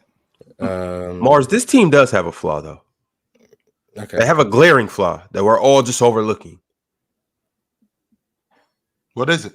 They don't This have Russ. team, what? They don't have Russ. What do you mean? It's I mean, just- that would help them, but It would. let's not get into that. Let's not I'm get never into getting involved in that. I'm never getting involved in that. that. You'll bite the bait every time. But I tried. all right. But in all seriousness, Alex Caruso is their oldest player, and he's 30 years old. Mhm. The average age of this team is 24. I just don't know if they're battle tested enough. You guys know how I feel about vets. You guys know how I feel about people having to go through the ringer. You got to get your ass kicked a couple times in the playoffs. And I just don't know how ready Chet is to go all 4 rounds. How far away you think they are, Ron? How far? Because when I'm listening to from you, it sounds like they at least another year away. They're not there yet. That's what it sounds like to me. You guys are all ready to just jump off the cliff with OKC, and I get it. They are very good. I just question whether they're ready right now. I'm not ready to jump off the cliff, Ron. I said they got better. I think they're a serious team now. I'm the only one. Serious now. Well, I'm not talking about just us up here. You guys see the championship odds. You guys see everybody in the chat. Everybody that I talked to, for the most part, you just heard John. For the most part, has said I'm favoring OKC to come out the West, and I just find it hard to believe that they can beat the Mavs in 7. They can beat the Wolves in 7. They can beat the Nuggets in 7. They can beat, the Kings in 7. My bad, Ox. The Kings. The Suns. The Suns. They don't have old players. The Pelicans as well. Having vets matters, Mars. And when I say vets, I don't mean because I think Shea going into year 7. Yes, if I'm not mistaken. Yeah. So you got vets on the crew. I don't think that he's a year behind Jason Tatum. So I don't think that the vet thing is an issue. But chill, their vet. If your vet is 25, Isaiah Hartenstein and Shea, yeah. And here's the thing too: so is it about age or is it about experience? Because Jason, it's a middle of both. It's a middle of both. Jason Tatum's played more playoff games than 35-year-olds. Is he not experienced? Yeah, but here's also the thing though too. Look who JT got behind him: Drew, championship. Jaylen Brown, who's been through that same ringer. Kristaps Porzingis, he been around. Al Horford, like he got. I'm saying if Jason Tatum was on a team, would he not be a vet to you because of his age, or has he played? He would be a vet. Yes, he would. He has the proper experience, and I think SGA has the proper experience as well. But that's why I didn't mention SGA or Caruso. I ran straight to Chet. I don't know if Chet knows what it takes and has what it takes to, in his second year, just be able to come and just run through the playoffs and be that productive. Same thing for J-Dub. And these are, you guys know I'm high on Chet. I love J-Dub. I just don't know if, and here's the thing too. These vets know how to play tricks on you. They know how to whoop you in certain ways that you're not ready to counter just yet. So when the second round comes around and they have to deal with KD and Book, I'm not saying that they don't have the better team. I'm just saying you could get outvetted. You could get whooped in 6 games. Pet was a rookie last year and was extremely effective in the postseason. Yeah. J-Dub was his first year in the postseason, and he was effective in the postseason. Sure. Aaron Wiggins he's a young player. He was effective in his role. Lou Dort has been in the playoffs since the bubble. That was his first time in the playoffs, and this last year was his second time in the playoffs, and he looked fine his first time in the playoffs. He was the James Harden stopper as a rookie. Right. Isaiah Hartenstein was just on that Knicks team last year, and he was maybe their second most impactful player. Maybe, not saying he was, but maybe. And that's experience. Isaiah Hartenstein's been around for a while. Shea's been around since 2018. He was a rookie playing against the Warriors, the KD Warriors, in the playoffs. He also played in the bubble in the playoffs. Last year he was OKC's best player in the playoffs. He was the best player, period, in my opinion, in the series against Dallas. Caruso's an NBA champion. Like, these guys have shown in their limited playoff experience that they play well. Mm-hmm. I know it's only a 2-round sample for some of them, but they played well. Chet was still one of the best rim protectors in the playoffs last year. Maybe there's going to be some veteran tricks that's going to happen that somehow he's not a rim protector anymore. I don't know. Okay. But I don't think that's enough to say, I don't know if they're going to do it. Like, I can understand having some hesitation, but bringing up the Suns and the Kings and these teams solely because of veteran presence, I just think that's a bit too much. Well, I think Ron is overcorrecting for my optimism, which is fine because I might be too high, but I think Ron is ultimately being too low based on this veteran thing. I'm not that low. Probably somewhere in the middle. I think that they are very talented, and I think that they can beat these teams. I'm just saying I would not be surprised if one of these teams pop them. I wouldn't be surprised if they lose again in the second round. But Mars, depends. But Mars, can we agree that the teams that have won the NBA championship, the majority of their guys, when I say their guys, they're core guys, Giannis, Drew Holiday, Joker.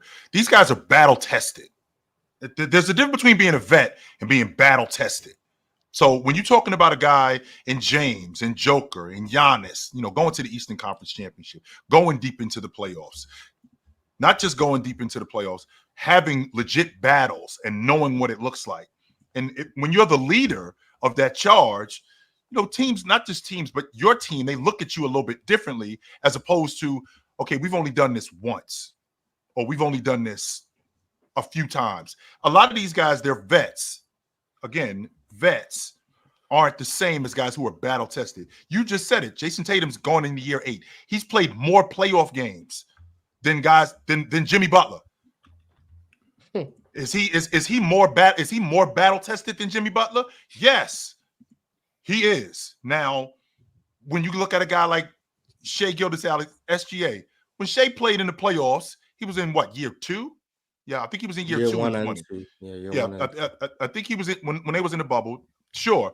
But with that being said, when you consistently are getting, and especially with the team that we're talking about an Oklahoma City team that's not talking about making the playoffs. We're talking about these guys winning the NBA championship. Being battle tested matters. The Warriors won a chip and Steph had played 19 playoff games before that point. Yes, sir. Shai's played 23. Klay Thompson, the same amount of playoff games. Draymond Green, the same amount of playoff games. The vet on their team would be Andre Iguodala, I guess. Andrew Bogut. How many playoff games has he played? I mean, he was on the those were guys that were older, though. Those were guys that have been in the NBA for a very long time. So, but you're talking about playoff battles. Andrew Bogut has played 17 playoff games in his career. We're talking about winning the playoffs. So is it battle tested in the regular season or the postseason? It's a combination of both. Like I said, it's a combination of age, and then it's also a combination of playoff experience too. Yeah, Mars, did you have to go to? Okay, let's stay right here. Mars, did you have to Golden State Warriors winning it in 15? I was 6, Chill. Okay, so if my memory serves me correct, I don't think the Warriors were the favorites to win the NBA championship in 15. And I don't think OKC's not the favorites. It's Boston. But like, even if they were or they weren't, they won. I don't think that they were the favorites to get to the championship. The Warriors in 15. It was Houston or the Clippers. The defending NBA champs, the Clippers. Oh, the Spurs, who the Clippers? Yes, the Clippers, the defendant. I don't think. If I remember correctly, we weren't talking about the Warriors getting to the NBA championship like that. They kind of jumped the gun. So it got but they did it like that. My did. point isn't about the odds of whatever happened. Like, I mean, everything's improbable until it happens. Like, that's just how it happens. But I'm like, because Ron's point started with these guys haven't been battle tested in the postseason. Right. Then I bring up the 2015 Warriors, then it's they got vets who have been in the league for a while. But I mean, like, Caruso's going into year 7, Shea's in year 6, Kenrich Williams year 6, Isaiah Hartenstein year 6, Lou Dort year 5. Like, they've been around for a while. But we're going to bring up Bogut, who was dealing with a bunch of injuries and has played 17 playoff games in his career.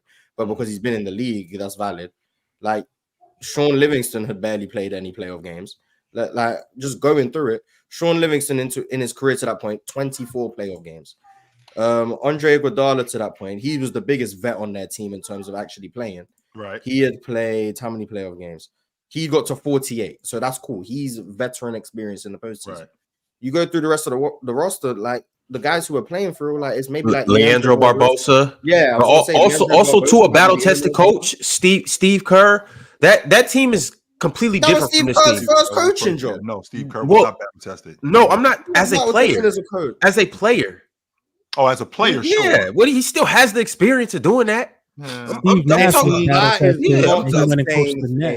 is not the same thing. That is the same thing. That's like saying Phil Jackson came into the Bulls battle tested because he won a chip on the I'm saying he's it's not. Yes, it is. He's done it before. He knows what it takes. He can speak to the experiences. He can prepare you for the playoffs before you get there. He can prepare you to win a championship, and he did that. For Stephen Clay, he absolutely did that. Absolutely did it, but like that doesn't necessarily make him a better coach, but he can still advise these guys on what to do and how to do it and how to be prepared, how to be a champion. That is an actual thing. You're talking about coaching and talking about adjustments and all of those things. Like that's different. That's different. He has experience as a player going through a championship, so sure he knows what it takes as a player to win a chip. Cool. But as a coach, he had not done that before. He's just as inexperienced in that regard as Mark Daigneault.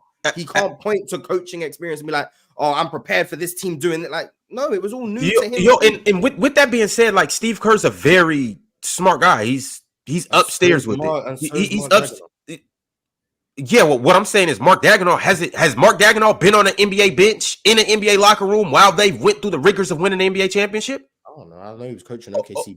And so that's what I'm saying. Steve Kerr has been through that before, so he can still. And I'm assuming he was on the bench watching Phil Jackson, watching Greg Popovich draw up X's and O's. He knows different adjustments that you have to make deep in series and game 6s. You have to do this. You have to do that. So he might not have had experience doing it directly as a coach, but as a matter of fact, he did. Didn't he coach for the Spurs during that moment in time under Pop?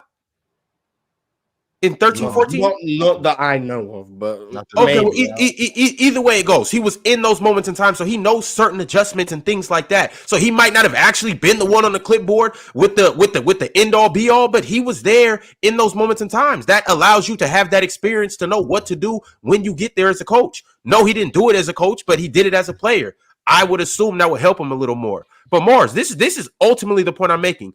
I'm not saying that OKC can't do what the Warriors did in that moment in time when they were younger.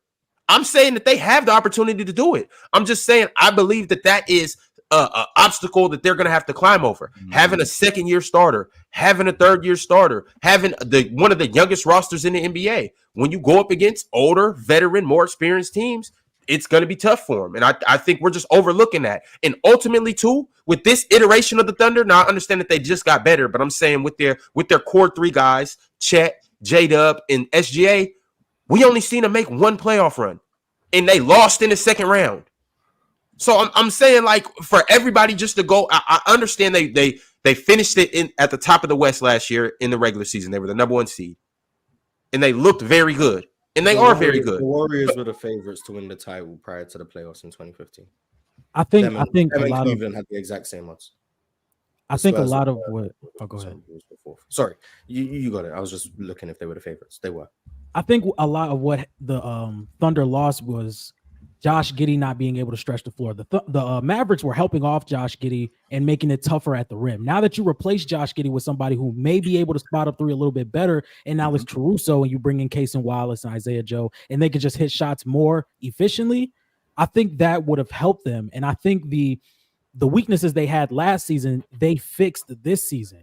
So on top of them having the playoff success, now they're going to have a better team and the weaknesses are going to be filled more. So I understand where you're coming from with the battle testing, but I think if you just replace the weaknesses like they did in the offseason with bringing in Alex Caruso and bringing in Isaiah Hartenstein, and Casey Wallace may be a better three-point shooter. He may be a better off-ball defender because he showed signs in the regular season. Isaiah Joe can stretch the floor. Alex Caruso shot league average from the corners. I think their weaknesses got better this offseason to where it's not crazy to think they can go out and win a championship, especially with how versatile they are at mostly every single position. And that's something that you're going to look at for a team in today's era of basketball, where if you want to win a championship, you have to provide things like that. So, John, you believe they can actually win a title? I think they can go to the finals. Now, beating Boston, it's a pretty big task, but I think they can really go to the finals because they have the versatility to guard every team in the Western Conference, in my opinion. I think their matchup against the Nuggets is going to be tough, but I think they have the perimeter defense to go against guys like Kyrie and Luka. I think they have the perimeter defense to up against like a guy like Devin Booker or Anthony Edwards. I think their defense is going to be great in the playoffs, and I think their offense can match it. And y'all think Chet ready? As a rim protector, as a shot maker, I think he's ready. As a player altogether. He showed he was ready last year. I just tuned in. He was ready last year.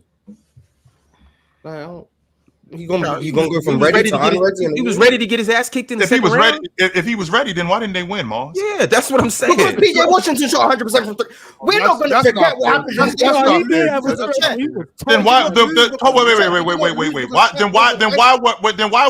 Why were they in that position? If Chet was ready, he should have been better, according to what you're telling me. Because when we're talking about competing for an NBA championship, Mars, you have to be dominant. You don't have to be good. You don't have to be great. You got to be dominant, especially as a big man. And you telling me to check ready for a team to compete for the dominant in 2015. Was he not on the only? Was he not a dominant defensive player? Tristan Thompson was not dominant in 2016. He was the best offensive rebounder. Stop that right now. He was the best offensive rebounder in the game. That's dominant. Stop that right now. Okay, and Chet was the best rim protector in the playoffs. Okay, no, he wasn't. No, he was not. I could go to the numbers. I could go to the eye test. They weren't scoring at the rim on OKC. What more do you want as a rim protector? You know what I do want? What I do want? I want you to tell me about, with Chet being ready, why this team wasn't better. Because when we're talking about competing for an NBA championship, they just lost. They were great. They just lost. They were in positions with Dallas that they shouldn't have been in. So a guy like Chet, who isn't there yet. Why shouldn't they have been in those positions? Dallas was they got Isaiah. When really good teams play each other, regardless of how ready the other team is, the other team is also just as ready. Guess what? Derek Lively is a rookie. He was ready. Derek Lively was also a rookie last year, and he was ready to contribute right away in the postseason. No one's saying, "Oh, is Derek Lively going to be ready to contribute next year?" You know why? Because we saw him ready to contribute this year. Both of them were elite in the postseason as rookies. Right. We're not going to project them to go backwards when they already showed they were ready their first time in the postseason. Derek Lively was really good. Are we going to say Derek Lively wasn't great? But that's the word that you didn't use the first time, Mars. Contribute. There's a difference. Now, if you say contribute, I can get with that. I can get with that. When you say he's ready, okay, ready for what? Ready to contribute? Bet. I can get with that. To play his role, to be as good as he's meant to be. Yeah. The best defender on the team and a very useful offensive weapon. The same thing he was in the postseason this year. Yeah. The only concern Chet really had in the postseason, and the weaknesses that he said he's addressed, is the ability to punish mismatches in terms of when they put wings on him and he's able to attack that in the post. And so he wasn't ready. He wasn't ready to take that on. He's a flawed player. Derek Lively has flaws in terms of his touch around the rim. I'm not going to say he wasn't ready. Mars, you gotta understand Derek Lively's. The reason why I asked is Chet ready because Chet is their second most important player. Derek Lively is not. My point is that responsibilities. Chet has more responsibilities because Chet's a better player. He's more important to this team. Yeah, and Chet still held up his end of the bargain for what OKC needed from him. Not enough though. He's going to have to take his game to another level for this team to make it to another level. We're going to have to project improvements from our second year. So that's what I'm asking. I don't know why you're getting so tight. I'm asking, is Chet ready to do that? Yeah, but I'm saying Chet was ready last year. That's why I started. Chet was ready last year, and he did. And he was a rookie. I'm not going to project that he's going to be less ready in year 2. No, yeah, but he has to be more ready. He has to be better. J-Dub has to be better. I would argue he doesn't have to be as much better as you probably think, considering they added Isaiah Hartenstein to win the NBA championship. They went from Jalen Williams as their backup center to Isaiah Hartenstein. That gap, that discrepancy in quality and ability and role on the team means Chet does not have to take the leap. John D said he could be a top 15 player, which I think is possible, but he doesn't have to do that for OKC to be much better than they were last year by the sheer fact that they've now got maybe the best backup center in the league, or he'll start at the 5 and Chet at the 4. They've probably got one of the best front courts in the NBA, so Chet doesn't need to improve to the same degree that you probably think he does, because he's not going to have as much of a burden as he had last year. But Mars, last year, he had the burden of sole rim protection, main rebounder, and being the Swiss Army knife on offense. Absolutely. This year, he's not the sole rim protection. He's not the primary rebounder, and all he has to do is improve his offensive game, which is a difficult thing to do. It's difficult to improve on offense and address your weaknesses. That's a difficult thing to do. But projecting that for a 22-year-old who just came off one of the best rookie seasons we've seen in the last decade is not a crazy take. No, especially when you look at the additions they made on the other ends of the roster. I just don't think that's really the problem. I'm gonna be honest. To counter your point, Mars, the exact thing that I said about the Memphis Grizzlies, why Zach Edey is going to be the difference. That's going to enhance Triple J's game because he has that guy. So now if I have Hartenstein, the stuff that he does is going to enhance my game because I don't have to rim protect as much, which means I can rim protect more. I don't have to score on the glass in terms of an offensive rebounder because they're going to be paying attention to him, which means that I can offensive rebound more. All of these things that when you add Hartenstein to him can enhance my game, which will improve us. Now, what's not going to happen is I'm not going to go backwards. But with playing with a guy in Hartenstein, him playing behind me, that's going to help my game out even more. I don't think that with having Hartenstein, I don't have to do that. Mars, we're talking about a team that's projected to win the NBA championship, or at minimum, be in the NBA championship. We can't get there with Chet doing the same thing that he did last year. We can't get there with Chet doing something similar to what he did last year. That's not going to be enough, particularly in this Western Conference. When you and I just had the conversation, it's going to be a nightmare. Or to your point, this Western Conference is dumb. So you can go from having 50 wins or 49 wins, not making the playoffs. If I'm gonna basically do the same thing that I did last year, I'm not helping us. And I can't see Chet basically doing what he did last year or something similar to that. No, I think it's gonna be a lot. I think it's gonna be a lot better. If OKC won that Dallas series and ultimately went to the finals, I wonder how much people would value Chet's contributions. Chet was the least of their concerns. Their concerns was floor spacing with Lou Dort, Josh Giddey. And then it was the concerns of Jalen Williams' ability to create his own shot in the second round. Mm-hmm. They were all bigger concerns than everything Chet was doing. If you want to project how is J-Dub going to look, that's a bigger. I mentioned him as well. I said Chet and J-Dub. Yeah, but we've turned into it. Chet is a lesser concern than J-Dub. J-Dub has 100%. To be a better shot creator. J-Dub has to be better at getting downhill. J-Dub has to be better offensively. That is the bigger concern. J-Dub's also older than Chet, I think. That's the bigger concern. The concern is nothing to do with Chet Holmgren, especially on defense. Well, offensively, if you want to say he has to shoot the three better, sure. But that's not the difference between them winning and losing. The difference between them winning and losing is PJ Washington on the heater and J-Dub being a better self-creator on offense. That's the biggest concern. They've already addressed the spacing issues they had with Josh Giddey. And Lou Dort, to a lesser extent, he's still there. But they've addressed the spacing issues they had. What they haven't addressed is J-Dub's improvement as an offensive player. Defensively, they were fine. Defensively in the playoffs, OKC was absolutely fine. Chet Holmgren was ready. Chet Holmgren's main value came on defense. Chet Holmgren provided that value. I would argue his value was probably even higher in the playoffs than it was in the regular season. Chet Holmgren was fine. Shea was fine. Everyone who you expected to be fine was fine. Everyone who you expected to not be fine, Josh Giddey, was not fine. They got off Josh Giddey, addressed it, and got maybe the best player available to take that spot. They are going to be fine. Now, are they going to go to the finals and win? Probably not, because Boston's really good.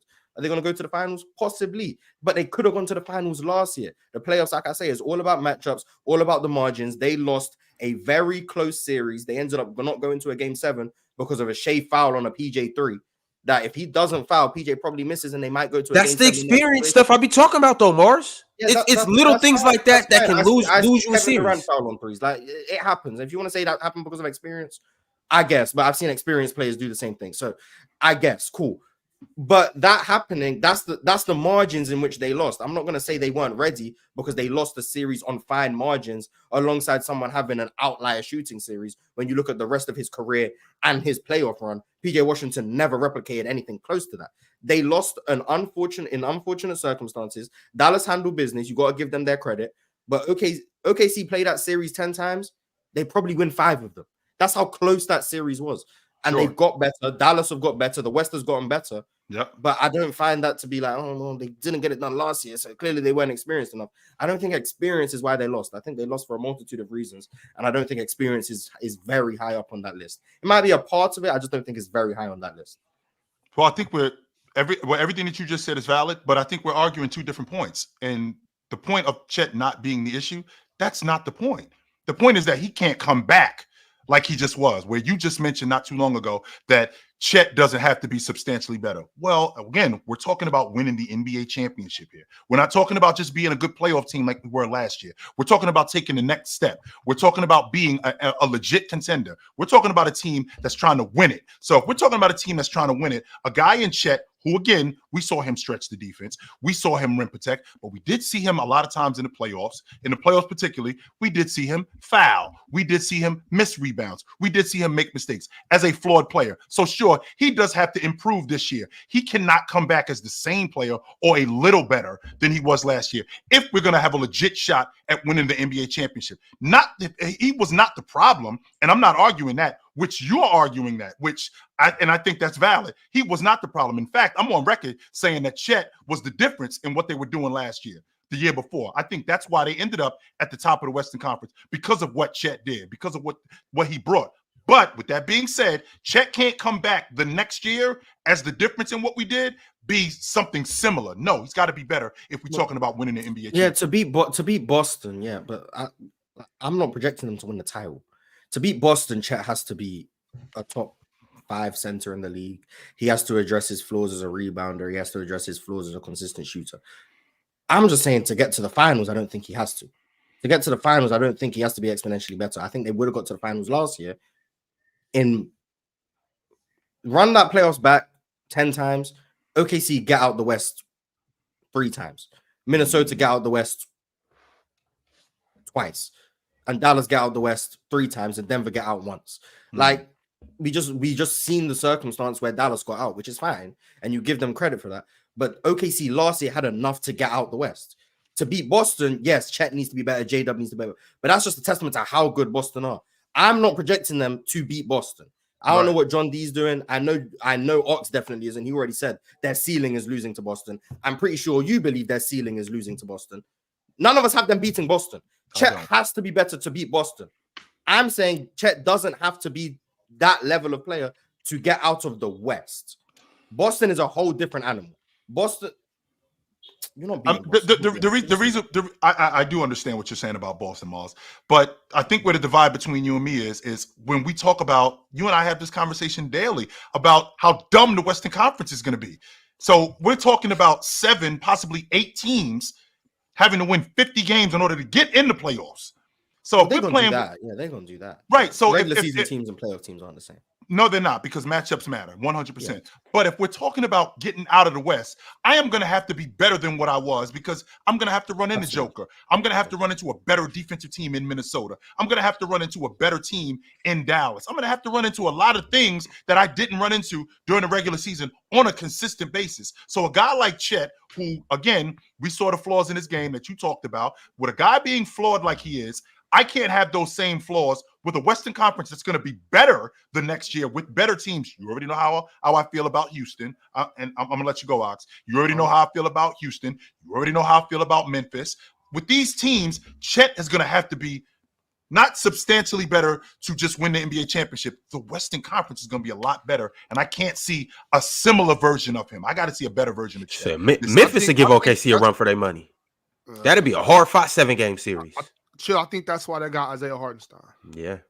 That's. I think that's what Isaiah is here for. Yeah. I think Chet probably will get better, whether it's skill set or just getting stronger. getting stronger for a young player automatically makes you maybe not better, but more impactful on the floor, especially playing the power forward and center position.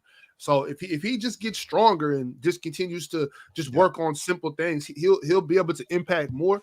But for what you're asking for, I think that's why they went and got Isaiah, as you know, to help get on the glass, help on defense. And Isaiah's no slouch on the offensive end either. And not just Isaiah, Alex Caruso as well.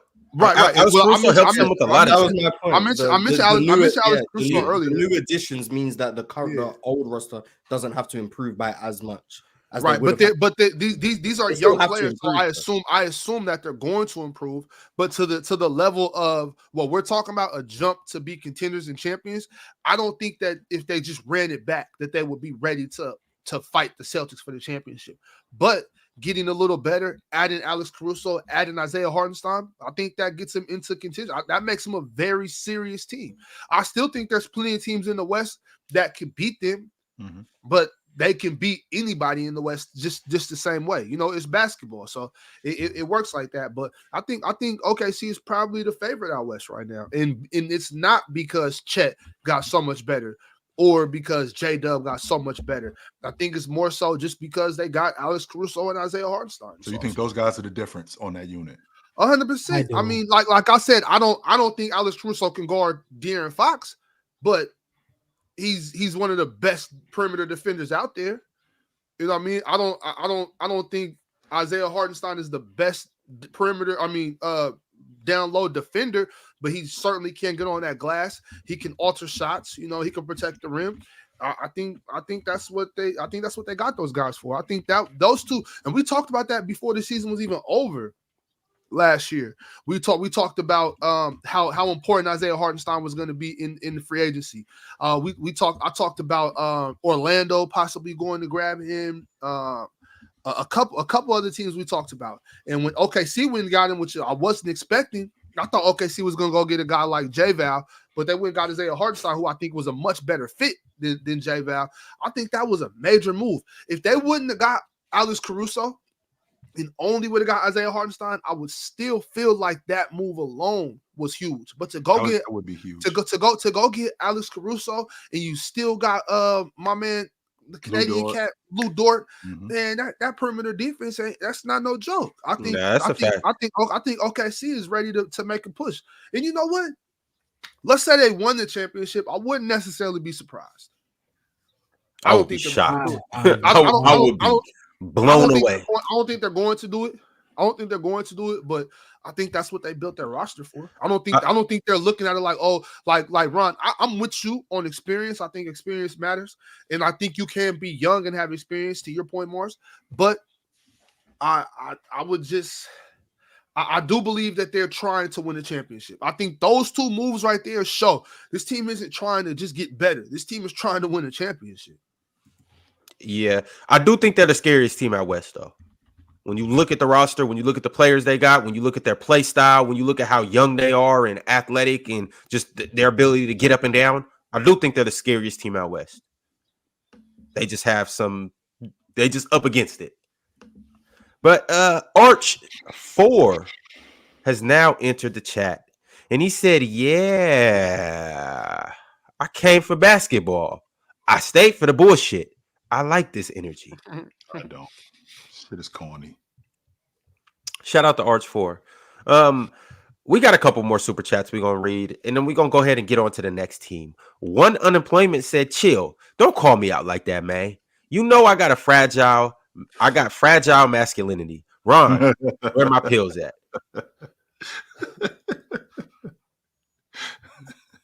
Hey, I don't talk over the internet. Joseph O'Hanlon said, big up, gang. Big up, Joseph. Appreciate you for tapping in, my man. Ike G504 said, at the whole panel, does losing the PDF file hurt the Thunder's playmaking? They're talking about Josh Giddey. The PDF file. He I don't think it's the way he can call him number 3. No, I get it. I just have never heard it said that way. Does losing the PDF file hurt the Thunder's playmaking more than what's being thought? I ain't answering that shit. Fuck out of here. So losing Josh Giddey, that's one of those things where you lose something, but you gain something too. You know what I mean? So it's just kind of it's all about what do you value and how, you know, what play style you're trying to run. They want to run a different type of play style with Shea, because I think Josh Giddey is needs the ball. You know what I mean, to make things happen, but Shea also does. So I feel like if that's the style they want to go with and have another defender out there, I like it. But yeah, you definitely lost something losing Josh Giddey, 100%. Well, I think Josh Giddey about to show out in Chicago. Let's not act like Caruso can't play make either, though. Not like Josh Giddey, though. Well, yeah. Well, here's also the thing. Here's also the thing too, though. Caruso can get downhill. Caruso can run pick and rolls.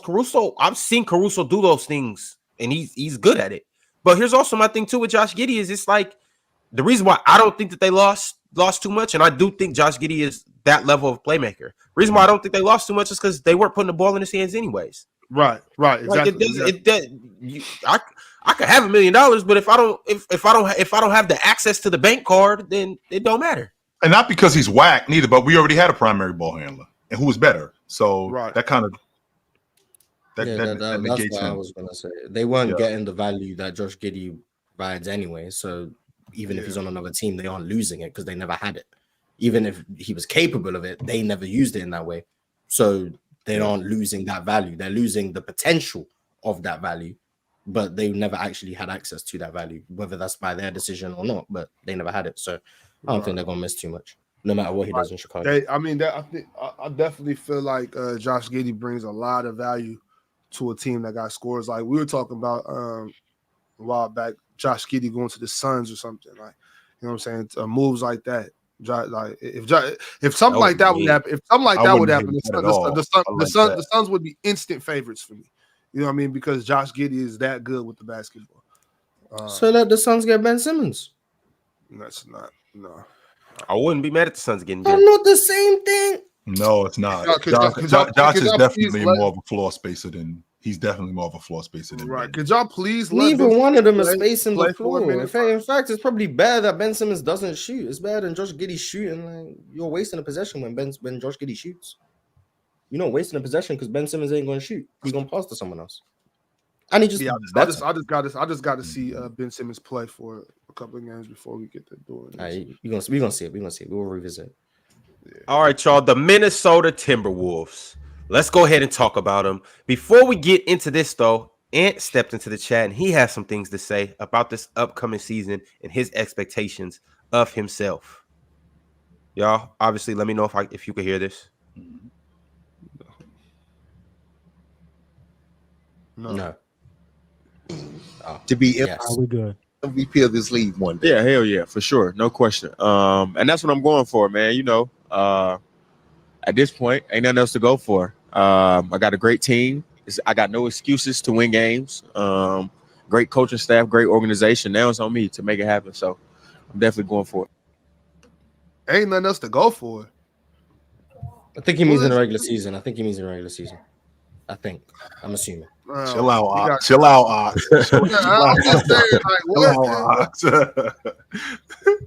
Cool. I'm not mad. I'm not mad at anybody for wanting to be the MVP. Like you should want to be the MVP. I just don't like, and I don't think this is going to be the what happens for Ant. But I don't want that to interfere in your ability to win basketball games. Like don't be out here knowing like I got to average at least 28 or I can't get MVP, so I got to go shoot. Like you got to play to win. And if playing to win translates into you being an MVP candidate, then that's what's up. Don't play to win MVP and let winning hopefully be a byproduct of that. You know what I'm saying? You got to go out there and play winning basketball, whether that means today I'm only going to score 17 or if that means today I'm going for 33. Right. You got to play winning basketball before you're out here trying to win MVP. And that's all I hope I hope that's his mindset. Ain't that a part of it though, Ox? I mean, in order for me to win the league MVP, well, 100% it is, because again, Joker and Russell Westbrook are anomalies. In order for me to win MVP, we got to win. I can't just be out here stacking up numbers. No, I can't just do that. I have to ensure that we're going to win games. Now, if that means me scoring 30, if that means me scoring 22 and getting 12 rebounds, in ensuring us a win, I mean, I think that's a lot different. But to hear Ant say what he said, it just further confirms how much these guys care about accolades, how much they care about being all-league defenders, how much they care about being the league MVP, how much they care about being an all-NBA performer. They 100% care about that because Anthony Edwards in particular, he bases what this other guy has done on him. A guy like KD, like KD is his guy. KD has been a league MVP. Well, I want to be that good. Well, in order for me to be that good, I got to win the league MVP. So I think that these guys, I think that it's difficult to not recognize that, right? So with that being said, Ox, I love this Minnesota team. I do. Me too. And of course they care about being MVP. Like, why wouldn't you? Yeah. You know what I'm saying? Why wouldn't Ant want to be the MVP? You know what I'm saying? No star player is like, I don't want to be the MVP. Yeah, yes, none of them say that. You know none of them say that. You know what I mean? Like you might not be bothered. You might not be bothered if you don't win MVP, but you want to be the MVP. No one's going to decline the MVP award. But I know that nobody would decline it, but they all want to be MVP. Yeah, probably. That doesn't mean I have to care about it, but yeah. No, not you. Yeah. I'm talking about star players. But I'm just saying, like, just in general, like, they care about it. I don't think I've ever questioned that they care about it. Of course. That's when I'm talking about Anthony Edwards, that doesn't mean I have to care about whether or not he has one. Right. You shouldn't because there's much more important things to care about for somebody analyzing the game. There's much more important things than who was the MVP. But these players definitely care about it. Like, I've heard Anthony Davis talk about why AD is definitely upset that he hasn't won a Defensive Player of the Year. You just hear him talk about it. Believe it, 100%. He's mad that he doesn't have Bam too. Yeah, AD is practically just giving up. He says, "I'm never going to win it." They just be hating. So like, they care. Absolutely, they care. I don't need to care. AD, you a defensive player of the year in my eyes. Like, so I know you're not gonna get the pay rise for that, and you're not gonna get the recognition for that. But I believe you are the best defender in the league. But I think I'm an Anthony Edwards hater. I think that's the conclusion. Yeah. Say it, Mars. Say it with your chest, Mars. I think I'm an Anthony Edwards hater because I just don't see how people think he's as good as they keep saying. I don't think he's that level of player. I don't think he's Luka Doncic level. I don't think he's Jason Tatum level. I don't think he's Jokic level. I don't think he's Embiid level. Maybe he will be at some point, but I don't see agree with that, Mars. I would be forced to agree with that. I agree with everybody except one name on that list, but I agree with the other one. Jason Tatum, yes, I know. Yeah, I just don't see it. I don't think he's the best shooting guard in the league. I don't see it. Well, he's not the best shooting guard in the league, Mars. Not that's how people talk about him. The overwhelming consensus is Anthony Edwards is the best shooting guard in the league. Is it? I've been hearing a lot of Devin Booker. Anthony Edwards swept him. Anthony Edwards swept him. Anthony Edwards swept him. The overwhelming consensus at this point is Anthony Edwards is the best shooting guard in the league. Hold on, who was saying these things though? Who was saying this? Anthony Edwards swept him in the first round. Yeah. But how can Devin Booker be better when Ant swept him and Devin Booker had KD? Like that, like is I don't see it. Like, I don't think I hate Anthony Edwards, but when I hear the consensus opinion on him and how drastically different my view of him is to the consensus, it's like either everyone is wrong or I'm drastically underrating him. Now, I don't think I'm underrating him, but I'm always going to think I'm right until I'm wrong. Mars, these dudes not watching for basketball though. A lot of people aren't watching basketball to watch basketball. So there's that. You know what I'm saying? There's that part of it. You know what I mean? I think I was the lowest out of all of you guys last year on Ant.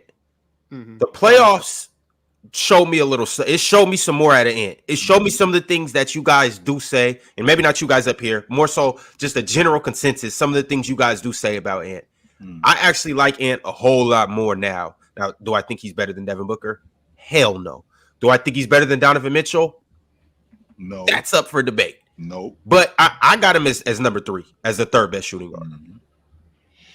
And I like Ant. I like Ant. And I like the main thing I liked about Ant was a couple seasons ago when they got beat by the Lakers, when he was just showing the tenacity on the defensive end, when he was trying to check Braun full court.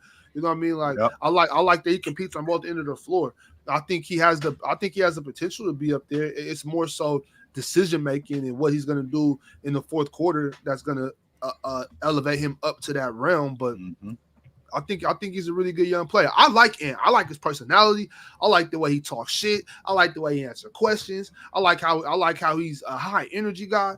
And Anthony Edwards is one of them dudes you want to play with. I like Anthony Edwards. I just, like I said, I don't want to keep repeating myself, but I just hope that he's trying to win basketball games and not win MVP. You know what I mean? Like I don't get that sense from Ant though. I don't think so either, Ron. Remember, I was taken aback from what he said that there's nothing else to. What he said? He said nothing else to do. Yeah. So when he said that, it triggered me. I was like, "What? Like, what are you talking about?" You know what I'm saying? But if he didn't mean it that way, then that's fine. But I just hope that has his eyes set on that Larry O'Brien and not what's the MVP award called? Who's that? That's somebody. It's the Michael Jordan trophy. It's the Michael Jordan. Yeah. Well, you need to be worried about Larry O'Brien and not Michael Jordan. You know what I mean? You got to set your eyes, set your eyes higher than that, son. It's only one shooting guard that should worry about the Michael Jordan, and that's the one that got it. Who's Jaylen Brown. Well, Jaylen Brown ain't got MVP. Finals MVP. Hold on. MVP. So Jordan is the Finals MVP. The Finals MVP. That's the Michael Jordan. That's the Bill Russell award. That's the Bill Russell. Yeah, even better. You got the Bill Russell. He got the Bill Russell and the Larry Bird. And the Larry Bird. He don't got the MJ. He need to be worried. He need to be worried about the Magic Johnson and the Bill Russell and the Larry O'Brien. Yeah, but let's talk about this team, though. Chill, I'm going to start with you. What are your thoughts and expectations on the Minnesota Timberwolves this year? I think they're right back at the top of the West. I had them as the favorites before the season started with this trade with Julius Randle. This is a lateral move for Julius Randle. It's not like he got traded to the Trailblazers. It's not like he got traded to Charlotte. He's in the same position that he was in New York. He's on a championship contender. I think he gives them a dynamic that they didn't have. He brings a level of toughness that they didn't have. He gives them a distributor that they didn't have. I feel like that's going to enhance Conley. I think that's going to enhance Walker. I think that's going to enhance Ant.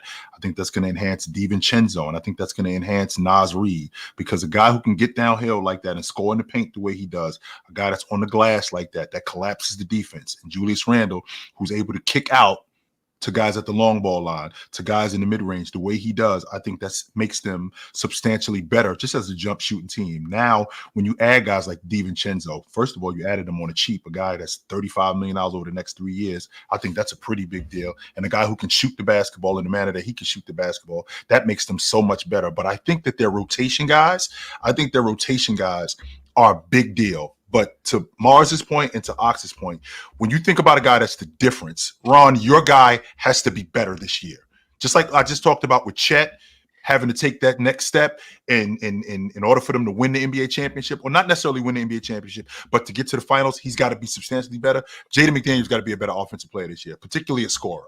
I think that he has to score more in different areas in order for them to really have a shot at winning the NBA championship. That means that he's got to be more consistent in the mid-range. He's got to be more consistent at the long ball line. When he does that, that gives them a dynamic that they didn't have last year, because they're going to be one of the better defensive teams in the game. When you got guys like Naz Reid, when you got guys like Alexander Walker who can cover and who can defend, I have them at the top of the Western Conference. I think they represent the Western Conference in the NBA Finals this year. I think, like I heard some people say that Naz Reid should start over Julius Randle. I think that's ridiculous. I think Julius Randle, what he does on the floor, like you mentioned, putting the ball on the floor, being able to collapse the defense, I think that works. And I think we're going to see a lot more of Naz Reid and Julius Randle together than we would see Naz Reid and Rudy Gobert. I'm looking forward to that, John. Literally, because hey, that's going to be crazy. When Julius Randle plays with the bench, you're going to be able to put maybe some more floor spacers next to Julius Randle to where his collapsing could be much more effective. Now you have Dante DiVincenzo, Mike Conley. Maybe you can also put out Gilgeous-Alexander, Walker, and Naz Reid to where the bench or the lineup without Anthony Edwards on the floor can be more catered to how Julius Randle plays.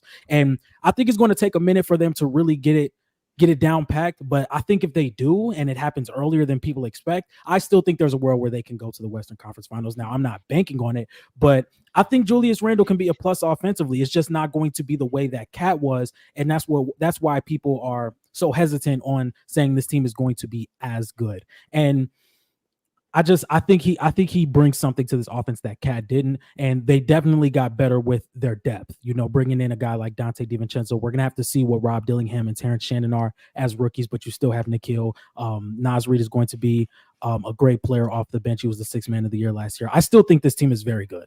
That's really Which, by the way, they stole this kid Shannon. They stole him. He would have been a lottery pick had he not gotten into that nonsense at the University of Illinois, and it was figured out. But to have him, Dillingham, Alexander Walker, DiVincenzo, I mean, I think this team is fantastic. I do. Yeah, I'm right there with you, Chill. Mm-hmm.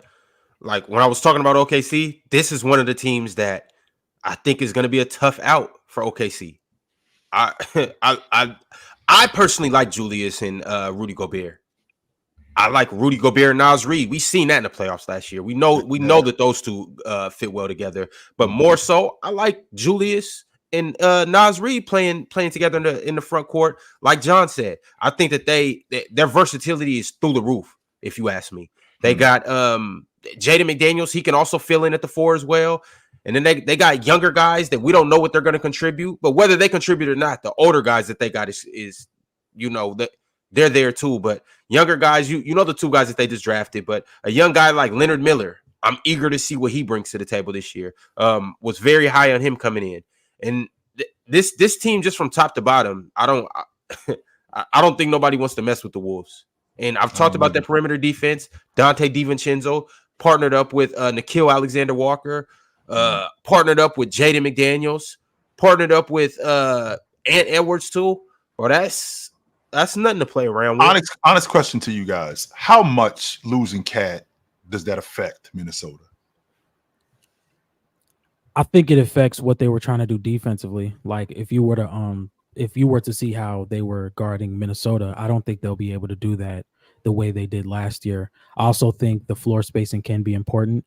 But I don't think that Julius Randle is just like making this team substantially worse. That's what I think the consensus is around the media, where Julius Randle just makes this team way worse than what it was. I don't think that's the case, but I think losing Karl Anthony Towns can be important, especially if Jaden McDaniels, like I forgot who said it, but somebody said Jaden McDaniels has to be better on the offensive end, and that is something we need to wait to see for. But I definitely think that you lose an aspect of what you were trying to do, but I think you can still make something special of having Julius Randle and Rudy Gobert. With Cat being, because I'm on record saying it, I think he was their best offensive player, their most versatile offensive player. With losing him and now adding Julius Randle, who can't stretch the defense like Cat does, particularly in the pick and pop and in transition, I don't think that affects Minnesota that much, because they were an average transition team last year anyway. They weren't a great transition team. I'm on record actually saying that they should have been better, considering how well they played defense and the athletes that they had, plus with a guy like Mike Conley. The X factor on this unit, Ron, is your man. He is the X factor on this unit. He is the guy that in order for them to take that next step, he has got to be better. I need to see an improvement from him. You tell me that he can score the basketball. You tell me that he's a baller. I need to see more of that in order for them to get to that next level. I wouldn't even. I don't think Jaden McDaniels needs to take a extreme offensive jump. Maybe just be more consistent as an outside shooter, because when you have the perimeter defense that Jaden McDaniels provides you, if he can just hit the shot consistently, I think that's what I would look at to be like substantially better for the Timberwolves to have a higher window to win. But as far as Julius Randle, he can be an all NBA caliber type of player. You know, you may be able to get 22, 23 points from Julius Randle. It's just Jaden McDaniels has to be more consistent from the outside to give Julius Randle a higher percentage of getting to that shot and being more consistent on offense. Because if they're going to be able to help off Jaden, it's going to make it a lot harder for what Julius Randle is trying to do. Yeah, I'm high on what Julius Randle is going to be able to bring to this team as a secondary scorer, and just everything else too. I do think Jaden McDaniels takes a step forward. Chill, I don't know if he comes out and averages 18, 19, 20, but I do think that we'll see a little more offensive versatility from him. Yep. But I just like everything that they got going on over there in general. And also too, keep in mind, Mike Conley is very old. Getting Dante DiVincenzo helps a lot with Mike Conley. Anything can happen with Mike Conley. Dante DiVincenzo steps in, like that and immediately fills in that role. And they still having to kill Alexander Walker too. So I'm not saying he would necessarily start, but he can absorb those minutes. Ron, And I don't so, think that I don't think that I need 18 or 19 from Jaden McDaniels. I think that's asking a lot. If I can get 15 a night out of him on the elite defender that he is, on some good efficiency, he makes them so much better. Didn't he do that in the playoffs? And they was in the Western Conference Finals. Yeah, well, no, in the playoffs he averaged around 12. But shot 42% from three. Right. So if that can go up, because I think his numbers went down last year. I mean, the year before last, he averaged something like 12 or 13 a game, if I'm not mistaken.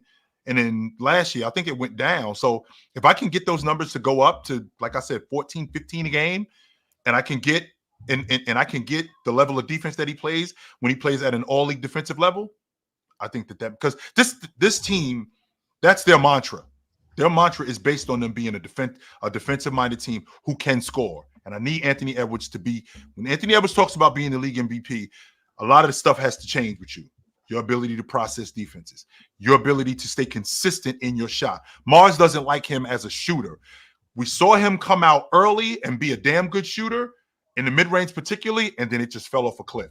If I can get you to be that 46, 47% shooter in the mid-range like you were last year consistently, now that opens up the offense way more. Your in-between game, that's going to be so much better for this team overall. Plus with Jaden McDaniels, what he does, I already know Rudy Gobert is going to clean glass. I already know Rudy Gobert is going to be a paint presence. He's going to finish around the rim. I already know he's going to do that sort of stuff. The thing that I need from the rest of you guys, that's what's going to be the difference in Minnesota getting to the NBA Finals.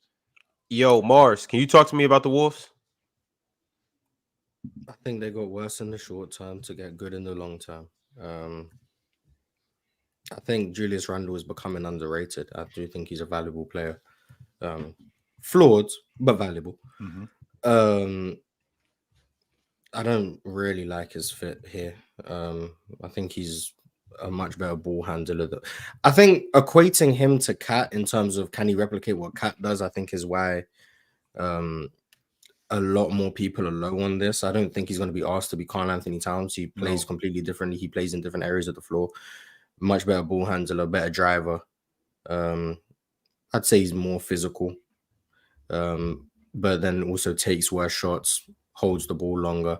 So you got to find a way to use him and be most optimal. But I think they've got worse defensively with Julius Randle in the starting lineup. They also, I think, lose a lot of utility defensively. I like Dante. I like Dante a lot. I just think in the half court, I just don't like their offense, if I'm being honest. Just on paper now, how Chris Finch works it or whoever their offensive coordinator is, however they make it work, maybe it'll work. On paper, I'm not a huge fan of the look of it. Jokic needs to grow up. Yeah, I'm not the biggest fan of it in the short term, but I think they're going to be a playoff team. I think Anthony Edwards has to take a major leap as an all-around offensive player in order for this to be successful in the postseason. Maybe it happens, maybe it doesn't. But I got them. The floor is they're in the play-in and losing round one. And the ceiling is, I think, they probably make the conference finals and lose again. Well, yeah, that's probably about as far as I've got them. I'm not majorly high on them next year. Still pretty good though, but that's what I got. Quick question. What do y'all think, or like if y'all a coach or a GM for the Wolves, what would you look at for Rob Dillingham to be like successful as an impacting winning, as being a rookie for a team that's trying to make a deep playoff run? What would you ask of him? Soaking to as be much really as good in the G League. Soaking as much as you can from Mike Conley. Stick to Mike Conley. You should be on Mike Conley's hip. That's where you should be. Stick to Mike Conley, and whatever he says, you should be hanging on every word that he says. Strictly off the strength that that's your future job. And there's nobody that I think, especially that's playing right now, that could teach it to you better than him. So stick to Mike Conley. Whatever Mike Conley tells you to do, do it. Yeah. Jason Taylor's made 3 threes. Yeah, I was gonna say it don't look bad. I'm looking at the corner of my eye. He can shoot. It's not like he I can't. ain't seen him make a 3 in 5 months. He made 3 threes. Hey, He pulling that John. I ain't gonna lie. Russell Westbrook got 8 turnovers in the first half. No, he doesn't, Right. Mars. Nah, Stop I'm playing. lying. Hey, but John, to answer your question though, I don't necessarily have any expectations of Rob Dillingham, but I would not be surprised if Rob Dillingham plays 10 to 15 minutes and gets busy. Because every time I've seen Rob Dillingham, similar to Reed Shepherd, seen a snippet of Reed Shepherd on Instagram yesterday, cooking in the in training camp. Yeah, but every time I've seen Rob Dillingham on the court, summer league included, he gets busy. So we know Rob can go. It's just a matter of this is a team with championship aspirations. This is a team with vets. This is a team they're already established. So I don't know if he'll be able to, and I don't know what type of coach Chris Finch is, whether he's just going to let a rookie come and rock. Yeah. So, and it's going to be tough for him to play over DiVincenzo and play over Nickeil Alexander-Walker. And I mean, we obviously know he's not playing over Mike Conley too. So look we'll who just entered the chat. Look who got a new character. New character in the chat. New character. Yo, man, shout out to all the mamas out there. You guys really hold it down. And now PC has its own mother figure as well with Mama Arch entering the chat. Mama said, loading up. Dub PC, dub chat, dub Mama Arch. And also to Mama Arch, we got to show you love and give you your flowers too, because, well, the Arch family tree came through you. Mm-hmm. So big ups to you. Congrats on Toddler Arch, by the way. Congrats on Toddler Arch. Yeah, facts. Thank you very much. Keep evolving, you know what I'm saying? Keep evolving. Who is the husband? I'm assuming it's Arch, right? That would be Papa Arch, wouldn't it be? Well, we haven't established who Papa Arch is. Is it? I see him as Arch. I see him as Arch. Okay, that's what I'm thinking it is. Right. Sure. And Arch 4, just that badass, that one badass son. Yeah, he not going to college. He not going to college. Hey, somebody got to smoke weed on their mama's couch, right, Ox? Right. All right. Back to the Wolves though. So where do we think they finish in this division? We haven't necessarily talked about this division, and we still have 2 more teams to get to too. But I just want to hear from you guys. 1, 2, 3 in the regular season. Regular season. Where do these teams end up? 1, 2, 3 in the division. OKC, Denver, Minnesota. Yeah. That's who you got too, John? Yep. Chill? I got Minnesota, Oklahoma City, Denver. Okay. I don't think OKC is going to be the best team in the regular season. I don't think that's without a doubt. They're young. They're ready to go. They finished number 1 last year, even though they were close to Minnesota, but they already they have what it takes in the regular season. So I got OKC, Minnesota, Denver.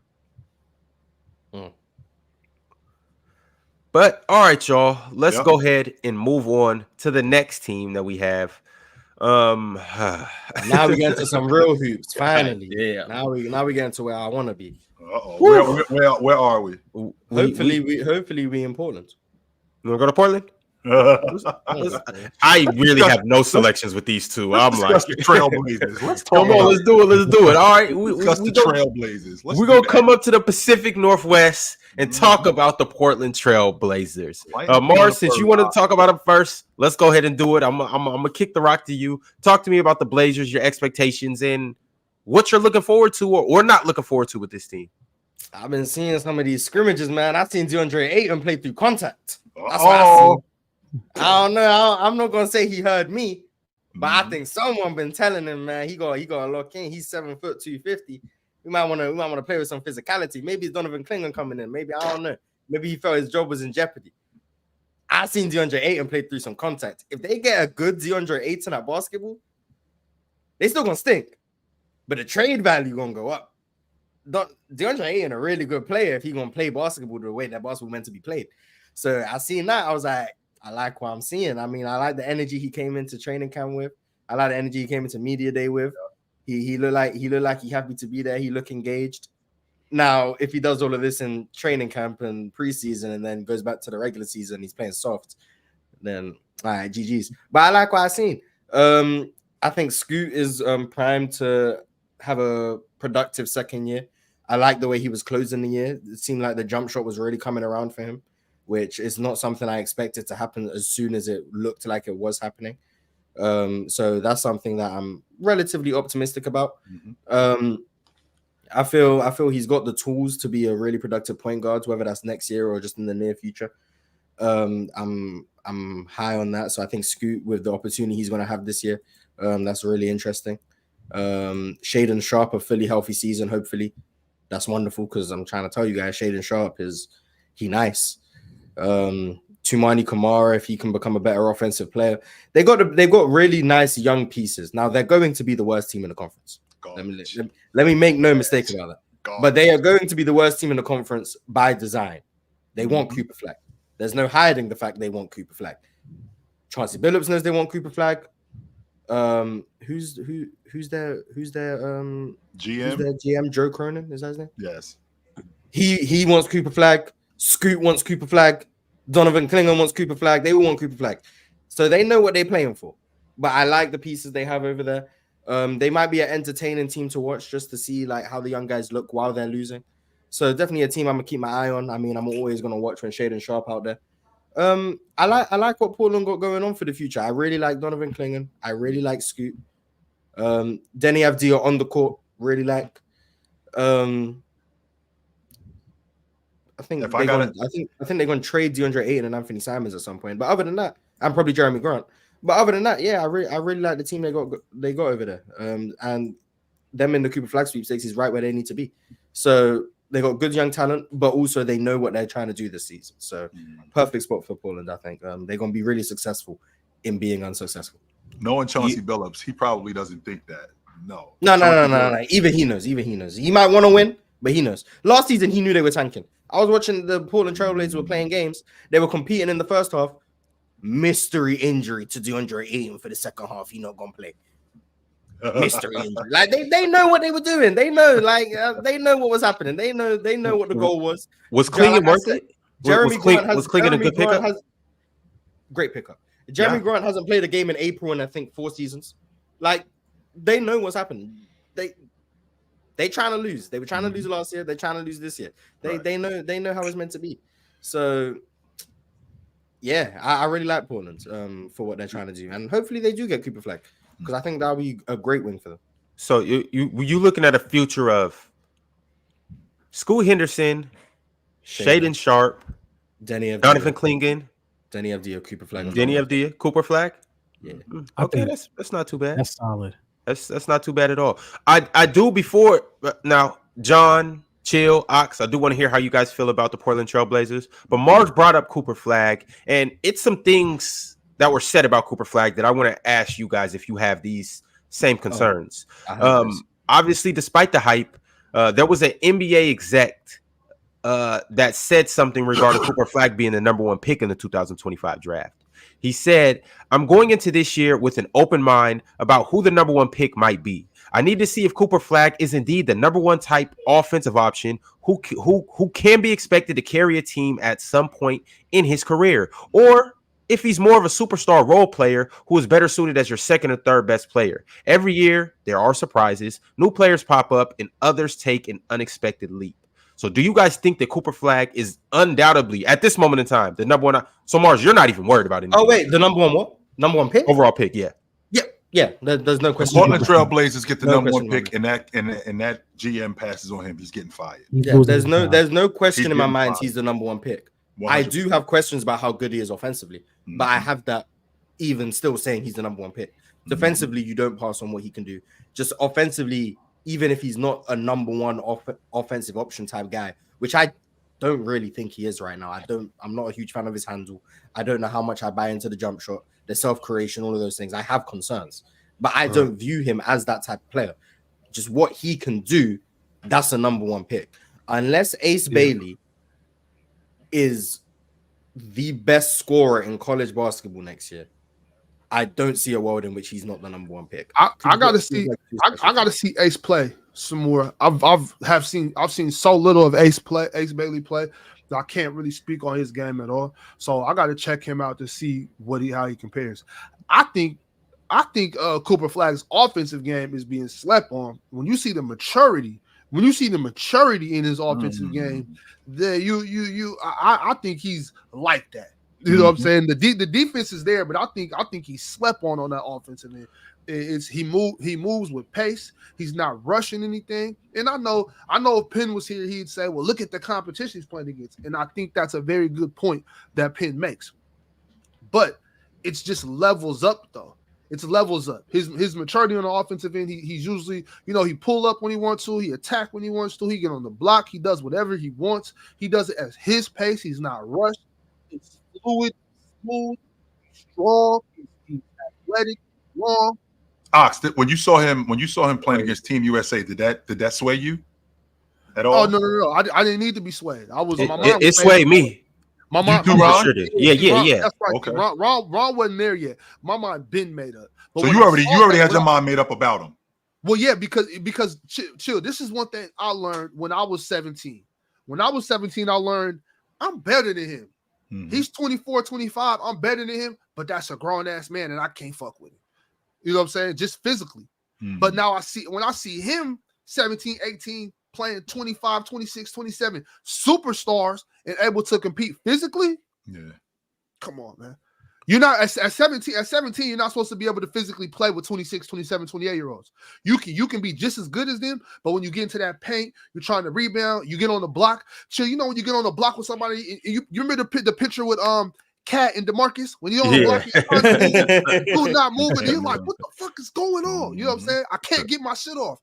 He don't have that problem. He don't have that. And he's the best athlete in the draft next year, so that helps. Yeah, that is so frustrating when you're young and you know you're good, but I just can't get it off because they're just too strong. They're physical. They're heavier than me. I'm out here looking like a pup. Man, Cooper Flagg does not have that issue. Cooper Flagg is like that. I think he's the number one draft pick for sure. If he could have came out this year, he would have been number one. He would have been number one this year. Yeah. You know what I mean? So I said, I gotta do my research. I gotta get educated. I gotta get educated because I'm not educated on Ace Bailey. I'm not educated on Ron Harper's little man. Yeah. So I need to get educated. Stop being an elementary analyst and go do your education. I'm sorry, Ron. I'm sorry. I mean, they're gonna be in college this year. Also gonna be paying attention. He's gonna be watching. Yeah, but I'm just not educated on Ace Bailey or Dylan. But you know they playing together, right? So, yeah, I do. I know that. I will be. I will be. That should be a movie, but you know how that goes. Sometimes it's a transition, so sometimes it just doesn't always look the same, and that's why for me, it's hard for me to put out a judgment on high school players. I just want to see it in college. That's all I ask. I want to see once you're playing against players that are very athletic and as big, strong, as fast as you, and you're playing against a team that's scheming around you. I just want to see how it looks. I mean, with that being said, no, go ahead, John D. Go ahead. If you look up Cash Shiggy on YouTube, he has every single possession for these high school guys. Like every single game for Cooper Flagg, you can watch every possession. See, high school, you can just to get like a quick gauge on how they play. I know that's what I looked on. Yeah, you're not gonna be like, oh, well, this guy gonna be the best NBA player because of what he does in high school, but you can see that tendencies and stuff. Yeah, like you can just get a feel of what they're doing. It's hard for me to gauge high school players though. Like when I see high school players, it's just really hard for me to gauge. They play the way they play, especially the way they play nowadays. It's just so weird for me. There's a lot less discipline in the high school. I'm not watching no AAU. Like I'm not gonna watch these kids and play AAU and be like, oh, he's good, because it's just that's just street ball. I'm not gonna, you know what I'm saying? I'm really not gonna pay too much attention unless in high school. If I can watch a full game. Like, you know how like when the top teams play on ESPN or something, I could watch that. I could check that out. Like I watched Kion play last year. I really liked how he was looking. But highlights for high school highlights, you're not going to get nothing from that except for just like, oh, that was dope. I need to see some full game high school and some full game college. Because in college, especially for the freshmen, they're 17, 18, playing 21, 20-year-olds too. So you can kind of see, you know, their skill set, their physicality and whatnot too. So in last year, I didn't really watch too much college. I was watching more the women's college as opposed to the men's college. But this year, I'm going to tap back into men's college. I see no world in which Cooper Flagg isn't going to be a very good NBA player. I just don't see how it's possible that he's not really good. Yeah. Right. Me, I feel the same way. Mars, if I have to, you talking about the Trailblazers, if I got to hear DeAndre Ayton say dominating one more time, I'm going to lose my mind. I can't handle it. But he's gonna be dominating, and you know how I feel about DeAndre Ayton. You know, but just stop saying that. That's all I'm asking you to do. I ain't saying that you can't be you. I ain't saying that you can't be awesome. Just stop saying that. Because when you say that, you're making yourself sound like you like Anthony Davis, you like Joke and all of them dudes. But it's obvious with the Trailblazers, they're going to be bad. Scoot, I think, gets better this year. He's seen what it looks like. Does he take the all-star leap? No, but I do think he gets better. I think that what 10, 11 a game, I think he can be a 15 and 7 guy this year. I think that helps. I definitely think that helps. I think we got a bit of a log jam with Anthony Simons. I don't know exactly what it is we're doing with him. Off the strength that you've had him for as long as you've had him.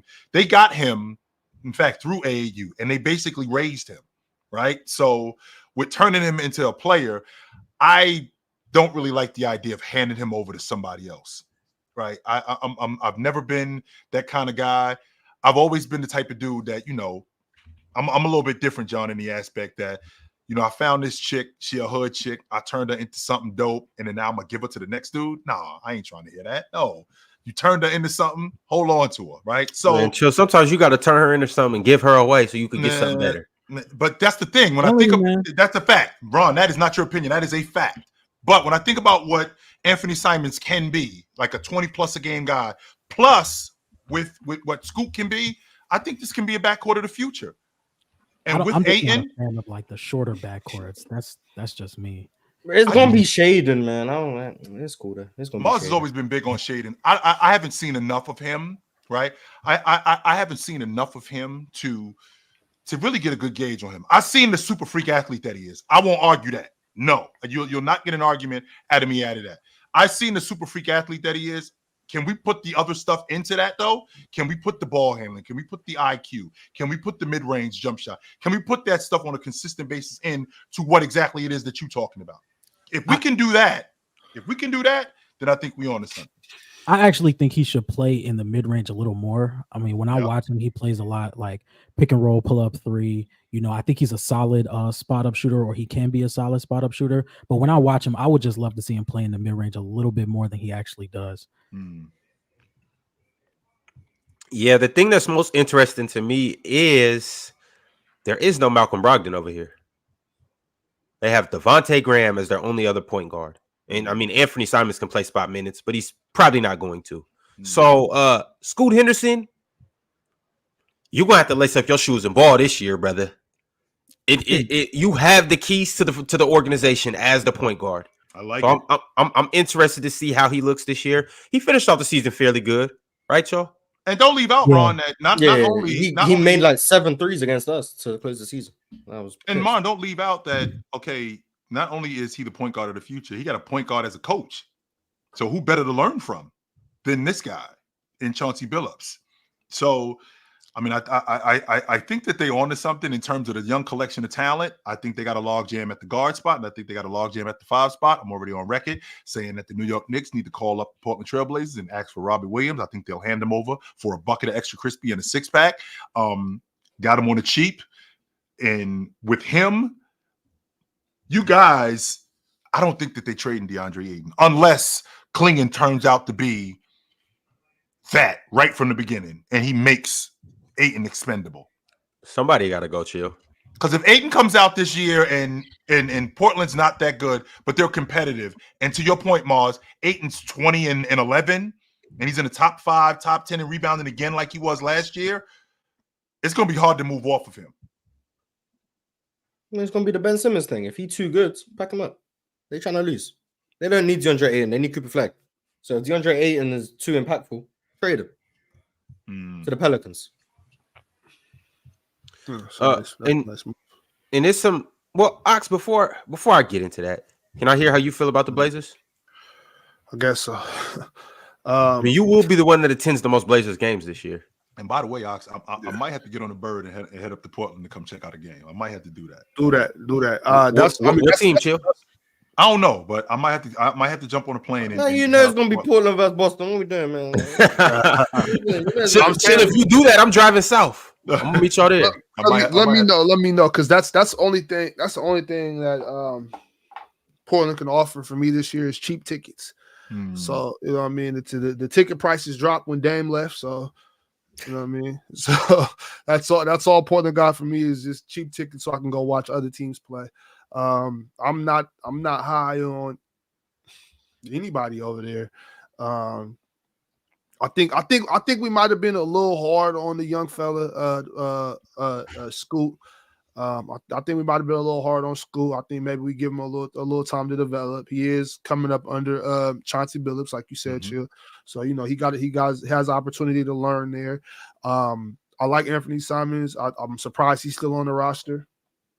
Thought they would have been shipped him out. Shaedon Sharpe, I think he's a great athlete. Probably to me, he looks like the kind of guy that you have he's a 6-man type of guy to me.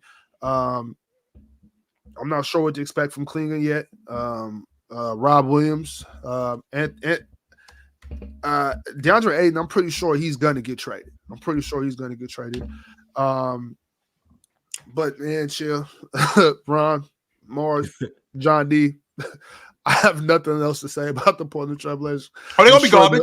They're gonna be trash. I'm sure they'll win 14 games this year. Well, they won 21 games last year. Yeah, So, they winning less. over or under? It's under. Under for sure. They don't because Are they gonna be Detroit? They're gonna be Washington. They're gonna be that bad. But they want to be that. Let's not get away from the fact that success for every. If the Nuggets won 14 games, disaster. The Blazers winning 30 games is a disaster. They need to win as few games as possible without the league interjecting and saying, "Hey, we know what you're doing."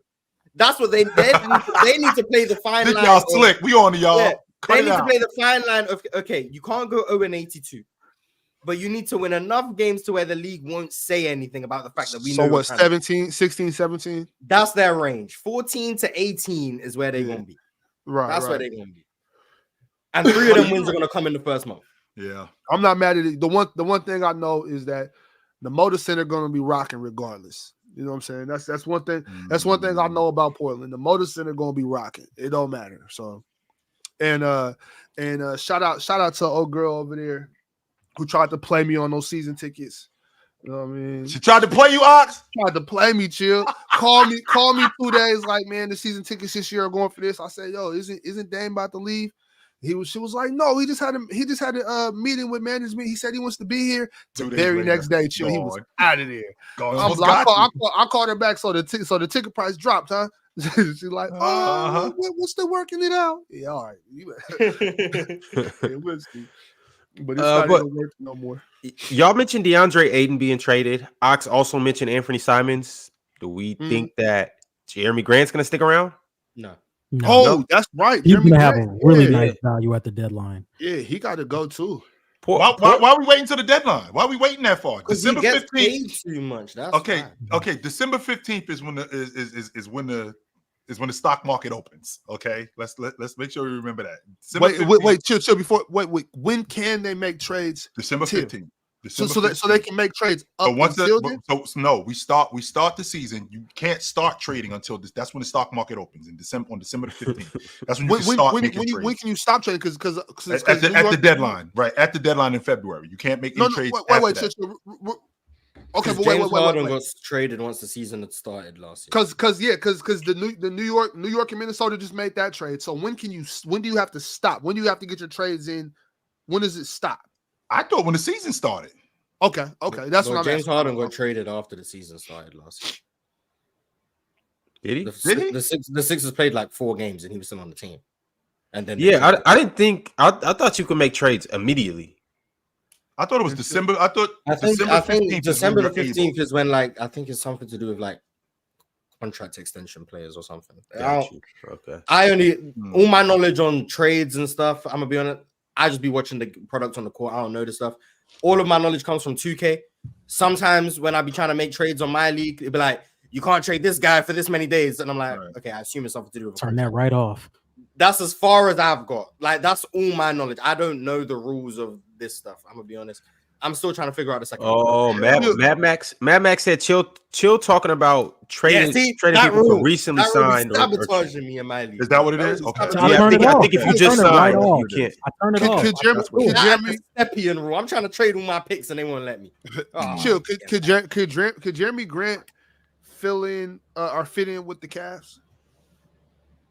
Yes, he actually works better than Max Strus. 100% he does. Jeremy Grant He's their starting small forward. Yes, he's their starting small forward. I also love Jeremy Grant for the Bucks. They're not gonna trade for him, but I like Jeremy Grant for just about anybody because he could play that 6-man role. $$1 million. Just so That's the problem, Mars. That contract. Just so you guys know, that Blazers contract decided to extend him, knowing damn well they weren't keeping Dame. But for the right team that puts them in championship contention, it might be worth it though, Mars. Hey, for the Cavs, that might be worth it. They're gonna have to make the money work. I don't know who they got. Yeah, I don't know how. I'm just. Well, they just signed. They ended up just signing. Who am I thinking about? Strus. They ended up signing Strus to that deal, like 3 years, $58 million. They would have to throw. Probably you can't have none. They extended a core or two, so but they'd have to wait till December 15th because they extended them. Right. I think Miami can make the money work though, because isn't like Duncan Robinson? I like him in Miami too. Making a contract where you can make that salary match if you give him like Duncan Robinson Robinson. about 18, I think. So you'd have to make up 11 million. So you probably have to throw. I don't know. You'd have to throw in there. You'd have to throw someone. And that money's going up, by the way. 2028, he's gonna be making 36 million. Yeah. So shout out Jeremy, getting that bag. He's gonna be making a lot. He's gonna make a lot of money in his career. I think he's gonna be over 200 million for his career. So nice. Shout out Jeremy. Shout out Jeremy Grant for getting that bag. Don't blame him. Keeping it in the family. Keeping it in the family because my uncle was more nice. More money than his uncle. Yeah, my uncle was nice. my uncle was real nice back in the days. All right, y'all. Well, salute to the Blazers. We'll keep a close eye on them when the trade deadline comes around to see if any of those guys get traded. But all right, we have one more team in this division, and it is the Utah Jazz. I need you guys to let me know what are your thoughts, expectations, or what are you most looking forward to seeing out of the Jazz this year? John, I'm gonna start with you. I think this Utah Jazz team is very exciting. I think they have moments, like especially before the All-Star break or maybe the trade deadline, where they look like they might actually be trying to win games. And something that I wanted to talk about, because over the offseason, people were speculating why they would re-sign Lauri Markkanen instead of shipping him out and trying to tank. There's still a world with how good this Western Conference team is that they still might finish at the bottom of the Western Conference. And with the new lottery rules in the draft, they still might get the first pick in the draft. So on top of having Isaiah Collier, Keontae George, Lauri Markkanen, I think Walker Kessler is going to improve this season at the 5-man position if they try to trade him or not. I think this is a really good team. And if you bring in that one young talent player that has the projection of being a superstar, this might be one of the best young cores in the league. So, John, can you define a really good team? Are you talking about a really good young team, a really good culmination of talent? Really good young team. I wouldn't say this is a team that's pushing for a play-in, but they have the things on this team. Taylor Hendricks, I think, is a solid player. Isaiah Collier, Keontae George. There's still a lot of players on this team that I could be excited for the future for this team. And now you have Lauri Markkanen, who's a 24, 25 point per game scorer. I still think there's a future where they can bring in one of the top guys in this draft, and then they automatically have one of the best young talents in the league. I know Danny Ainge, and I know how he gets down. He's shining up the reason why he signed Lauri Markkanen is kind of the same logic with what Minnesota did with Cat. Lauri Markkanen is going to get busy. Come the trade deadline, he's going to line up all the suitors, and he's going to end up, like I've said this in the past, when you walk into a car dealership and you only got $350 and you end up walking out of that bitch paying $600 a month, that's Danny Ainge. That's what's going to ultimately happen with Danny Ainge and Lauri Markkanen. So even though I do like their young core with Sexton, Markkanen, Keontae George, I actually and Isaiah Collier, he may be their point guard of the future. He may be the guy that they may be trying to build around in the future. I'm just having a difficult time because, again, we already heard the reports. They tried to move Lauri Markkanen. I'm not buying the logic that Pods was the one holding up the trade. I ain't buying that. No. What you think it was, Danny? Yes, I think he asked for substantially more than Pods. Ain't no way Pods held that trade up. No. No Ain't shot. No way. shot. There's no way he held that trade No up. shot. Hell no. So with that being said, Mars, this is me and this is my hand. I'm asking you to give me the Utah Jazz ticket on that train that you're going to jump on this year. Give it to me right now because I'm getting you off that train before you even get on it. So when they start 11-5 this season or when they start 9-9 and you're like, yo, man, nope, Mars, give me the ticket. Nah, I'm not gonna lie. I enjoy the Utah Jazz train. I'm gonna be honest. Like, now I know they're not gonna be good. And no matter how they start the season, I know they're not going to be good. The first time, yeah, they were manipulating me because I didn't know they were going down this avenue. But now we're 2 years deep, or we're going into year 3 of this stuff. I understand what they do. They start seasons well, and then January turns around and they decide to start trying to lose. It's cool. I understand that. They're still one of the most entertaining teams to watch. Like, yes, they are. I watch Utah. They run some of the best action in the NBA. They just don't have guys to really finish the plays outside of Larry Markkinen. But like Will Hardy, I think is an offensive mastermind. So I'm gonna be honest. I think the things that he be drawing up are wonderful. I don't know if it's actually him or he has people behind him, but I'm gonna give him the credit because I'm not doing research into Utah. So he's a good coach. He's a good coach. My apologies if it's someone else drawing up these plays, but I promise, watching Utah play basketball, it's amazing up until it's time to actually score. But like the process they go through on offense is wonderful. Defensively, they're egregious, but that's what makes them so entertaining because they're so bad defensively, but their offense is so fun to watch. You know you're gonna watch an entertaining game. So if you have League Pass, make Utah one of the teams you watch. I'm sorry, that is going to be a good game every time you're out there, and then you also give Larry Markkinen more respect. That's one of the best power forwards in the league. His value as an offensive player is so understated. I think he's the 3rd best 7-foot shooter we've ever seen. So yeah, he's really, really good. I'm curious to see what Isaiah Collier does this season. Very, very curious to see what he does. I think that was the steal of the draft. Also curious to see how Keontae George looks next season going into year 2. Ideally, he's more efficient. Wouldn't be surprised if he's more off ball this year, which I think is probably good for him. Just as a scorer, I think the playmaking is something that's nice to have, but I do view him as a scorer. Cody Williams as a rookie, I think is going to be interesting. I think he's got a way to go to develop physically. But Utah's a great place for him to get right physically, get minutes, get reps, all of those things. And I think Taylor Hendricks is going to be a huge part of their rotation this year. Taylor Hendricks was someone who I really liked coming in. Out of UCF.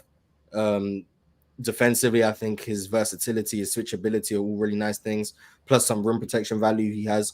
And there's signs of him being able to space the floor, stretch the floor, do all of those things. So Taylor Hendricks, I think, going to be a big player for them this year. Now, they're going to win about 24 games.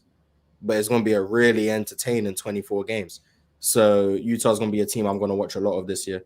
And I know Larry Markkinen probably doesn't enjoy losing, but I'm going to enjoy watching him play because he's one of the best players in the league in my opinion. It may be more from an entertainment standpoint that, you know, they're in a lot of games, they're competitive, and they run a lot of their offense. Like you just said, he might not enjoy losing, sure, but they are going to be competitive. And with a young player, Markkinen is 27, but with young players, they may be looking at this like, yo, you know, we're building something here. We're a lot of these games, we're in them. I don't know exactly what the plan is with John Collins, but the fact that they drafted Filipowski, I think that makes John Collins expendable.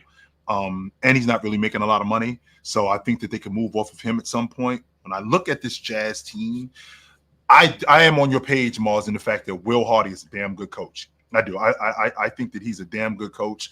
And some guys may want to stick around for a coach like that, especially when you're building something. I don't like Filipowski, but he's a 2nd-round pick. He can be wherever he wants. I'm not bothered. If he's good, he's good. I don't see it, but maybe he turns into something. I'm not a believer. Larry Markkinen, I'm a believer. That's a really, really good player right there.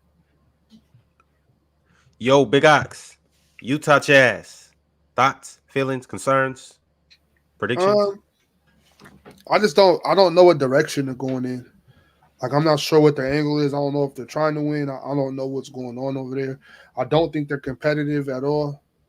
Like, I mean, they can knock some teams off, but not in the playoffs. You know, I don't think they'll make the playoffs. I don't think they'll make the play-in. So I'm not really sure what they're doing over there. I don't know what they're going to do with Laurie. Like Mars said, I think Laurie's one of the best power forwards around.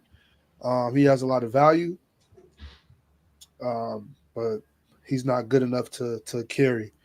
So I feel the same way about them as I feel about the Blazers. Damn near.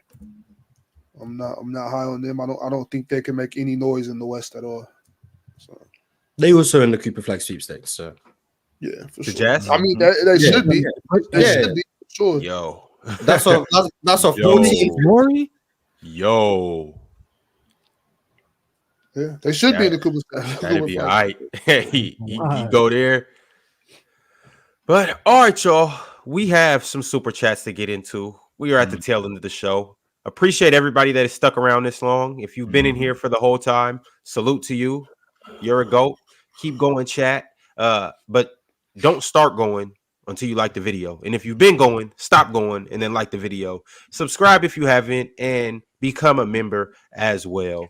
Once again, the PCL finals will be this Sunday. It won't be at 3 p.m. Eastern time, no. It will be at 7:30 Eastern time now. So you guys pull up, be ready for a good old-fashioned duel between Mars and Pirate. It's going down, y'all. They're trying to get me to go when I'm tired. They trying to They got you working the late shift, Mars. They got to do what they got to do, Mars. Yeah, I see. Hold it down. They got you working the late shift, Mars, Mars. are you saying the fix is in? Nah, I'm saying I'm gonna win regardless. I'm just saying I see what's going on. That's what I'm talking about, Mars. Talk that talk, Mars. I gotta, Mars. We need to have a one-on-one, Mars. I gotta get you more excited. You gotta talk a little bit more. You know, talk a little. I don't Yeah, Mars. If you're up 3-1, talk trash. No. If you're down 3-1, talk. I Trash, don't have anything to say. Like it really gets the people going. Mars is Ray Allen. Care about getting the people going. I really don't care. That's who Mars is. Mars is Ray Allen. You gotta be a showman, Mars. No, I'm trying to win. I win and then I go straight to my beds and read the comments. That's what happens. Mars is knocking down threes to win games, and he's like this. You're like Derrick Rose after you hit that one game winner. Thank you. Oh, against the Cavs? Yeah. So you gotta be more Paul Pierce. That's what I'm here for. Mm-hmm. That's just not me. If I start doing that, that's just gonna be fake. Like it's just gonna be fake. I'm not gonna fake. I can't do it. It doesn't feel right to me. It's just Hey, but Mars. Yes. Let's say if you win the PCL. You think a brother could hold $3? Hey, no, you can't hold no dough. Get your ass out of here, Ox. No, don't give him no dough. I'm doing bad. Yo, chill. I got some tricking to do, chill. I need $3, Mars. Help I'll let you have the belt. You can have the belt. If my dude said that he needs $3 to trick, where you tricking at? That's what I want. Hey, chill, they got it for the law. Hey, wherever you tricking at, hey. $3? That's it. Wherever you tricking at, you got 6 because I'm bringing 3 too. Yeah. But all right, y'all. Football Breakdown said, wasn't Bron in-season tournament MVP and undefeated against NBA Cup? Yeah, he wasn't college age. He was 39. So that's dumb. DC Grace said, y'all were doing what if scenarios a few weeks back, and I didn't get a chance to ask, what if MJ followed Phil to LA in 99 and played until his body broke down? How many rings does he end with? It doesn't even matter. Yeah, he ends with 6. We know Kobe would have a mental breakdown. That's what I'm saying. Why? Because he got to deal with Shaq. Bron, he got to deal with Shaq and Jordan. What? They figured out. Kobe would be in paradise playing next to Jordan. Hell no. He ends with 6 rings. They never win. Y'all don't think, man, I'm not about to do this with y'all. Y'all are clearly trolling. Y'all are clearly trolling. They win in 99, bro. They win in 99. Oh, yeah, take 99, 2000, 2001, 2002, 2003. When did Jordan retire? 2003? Yeah. Take away all them bum Spurs rings. I'm with you now. Yeah. Well, look, Jordan comes back for 2004, and they beat the Pistons that year too. Oh my god! But it wouldn't be worth it though. Right? It wouldn't be worth it though because what we got is the best. We got Jordan, and then we got Kobe. If that would have happened, then we would have never got the same Kobe.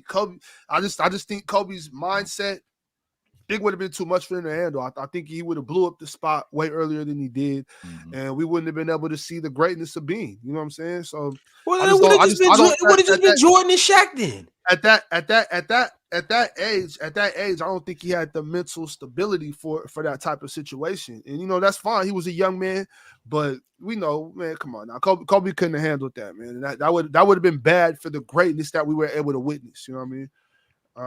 Jalen Pickett is really one of the worst point guards in the NBA. He might, I'm not gonna lie, he's lucky he's not gonna be in a rotation this year because he and that Johnny Davis, Killian Hayes too. He's bad. Mo chimed in with a super chat and said, chill. If you were a GM and had to pick a 6th man to come off the bench, who would it be? Today or? Let's just say today. If I could pick a 6th man to come off the bench today. Let's say you got the Minnesota Timberwolves. Yep. Who do you want to be your 6th man?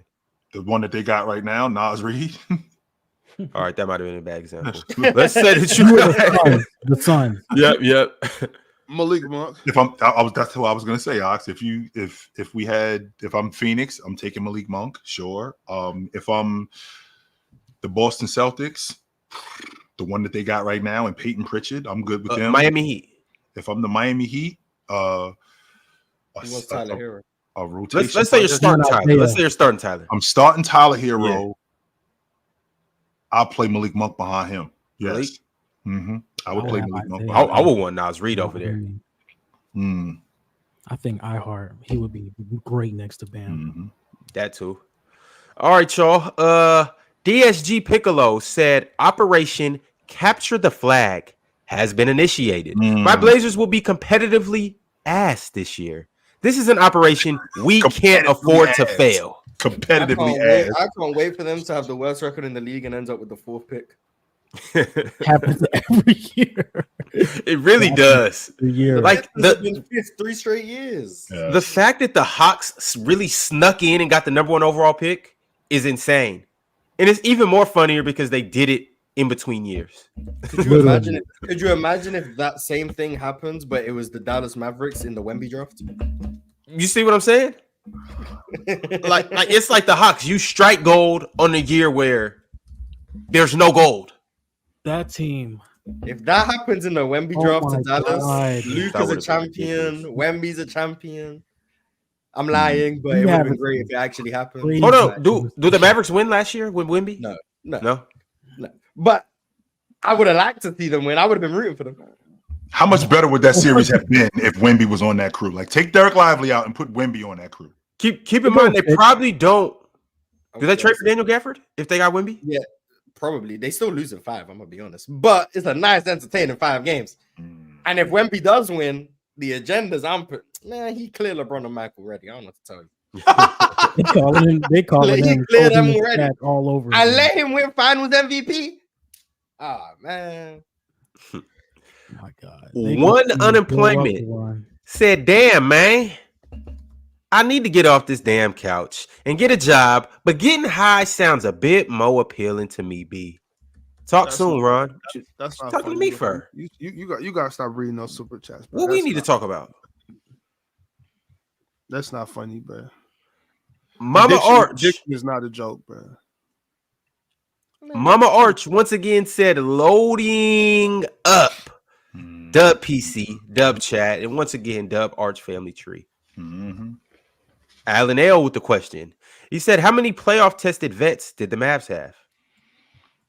Let's see. Kyrie Irving was in the finals. Luka had been to the Western Conference Championship multiple times. Let's see.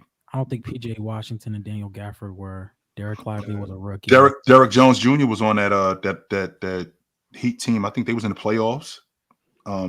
He went to the finals in 2020. Yes, sir. He was in the finals in 2020. Grant Williams got traded. Now. He got traded. So I mean, they had some guys. Dante Exum played overseas.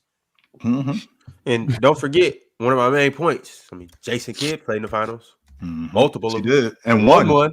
And won. Is Dante Exum? Is he coming back? Is he back on that roster this year? Yeah, I think so. That's what's up. DRS said CB size. Who CB? Chris Brown? Christian Braun. Oh, okay.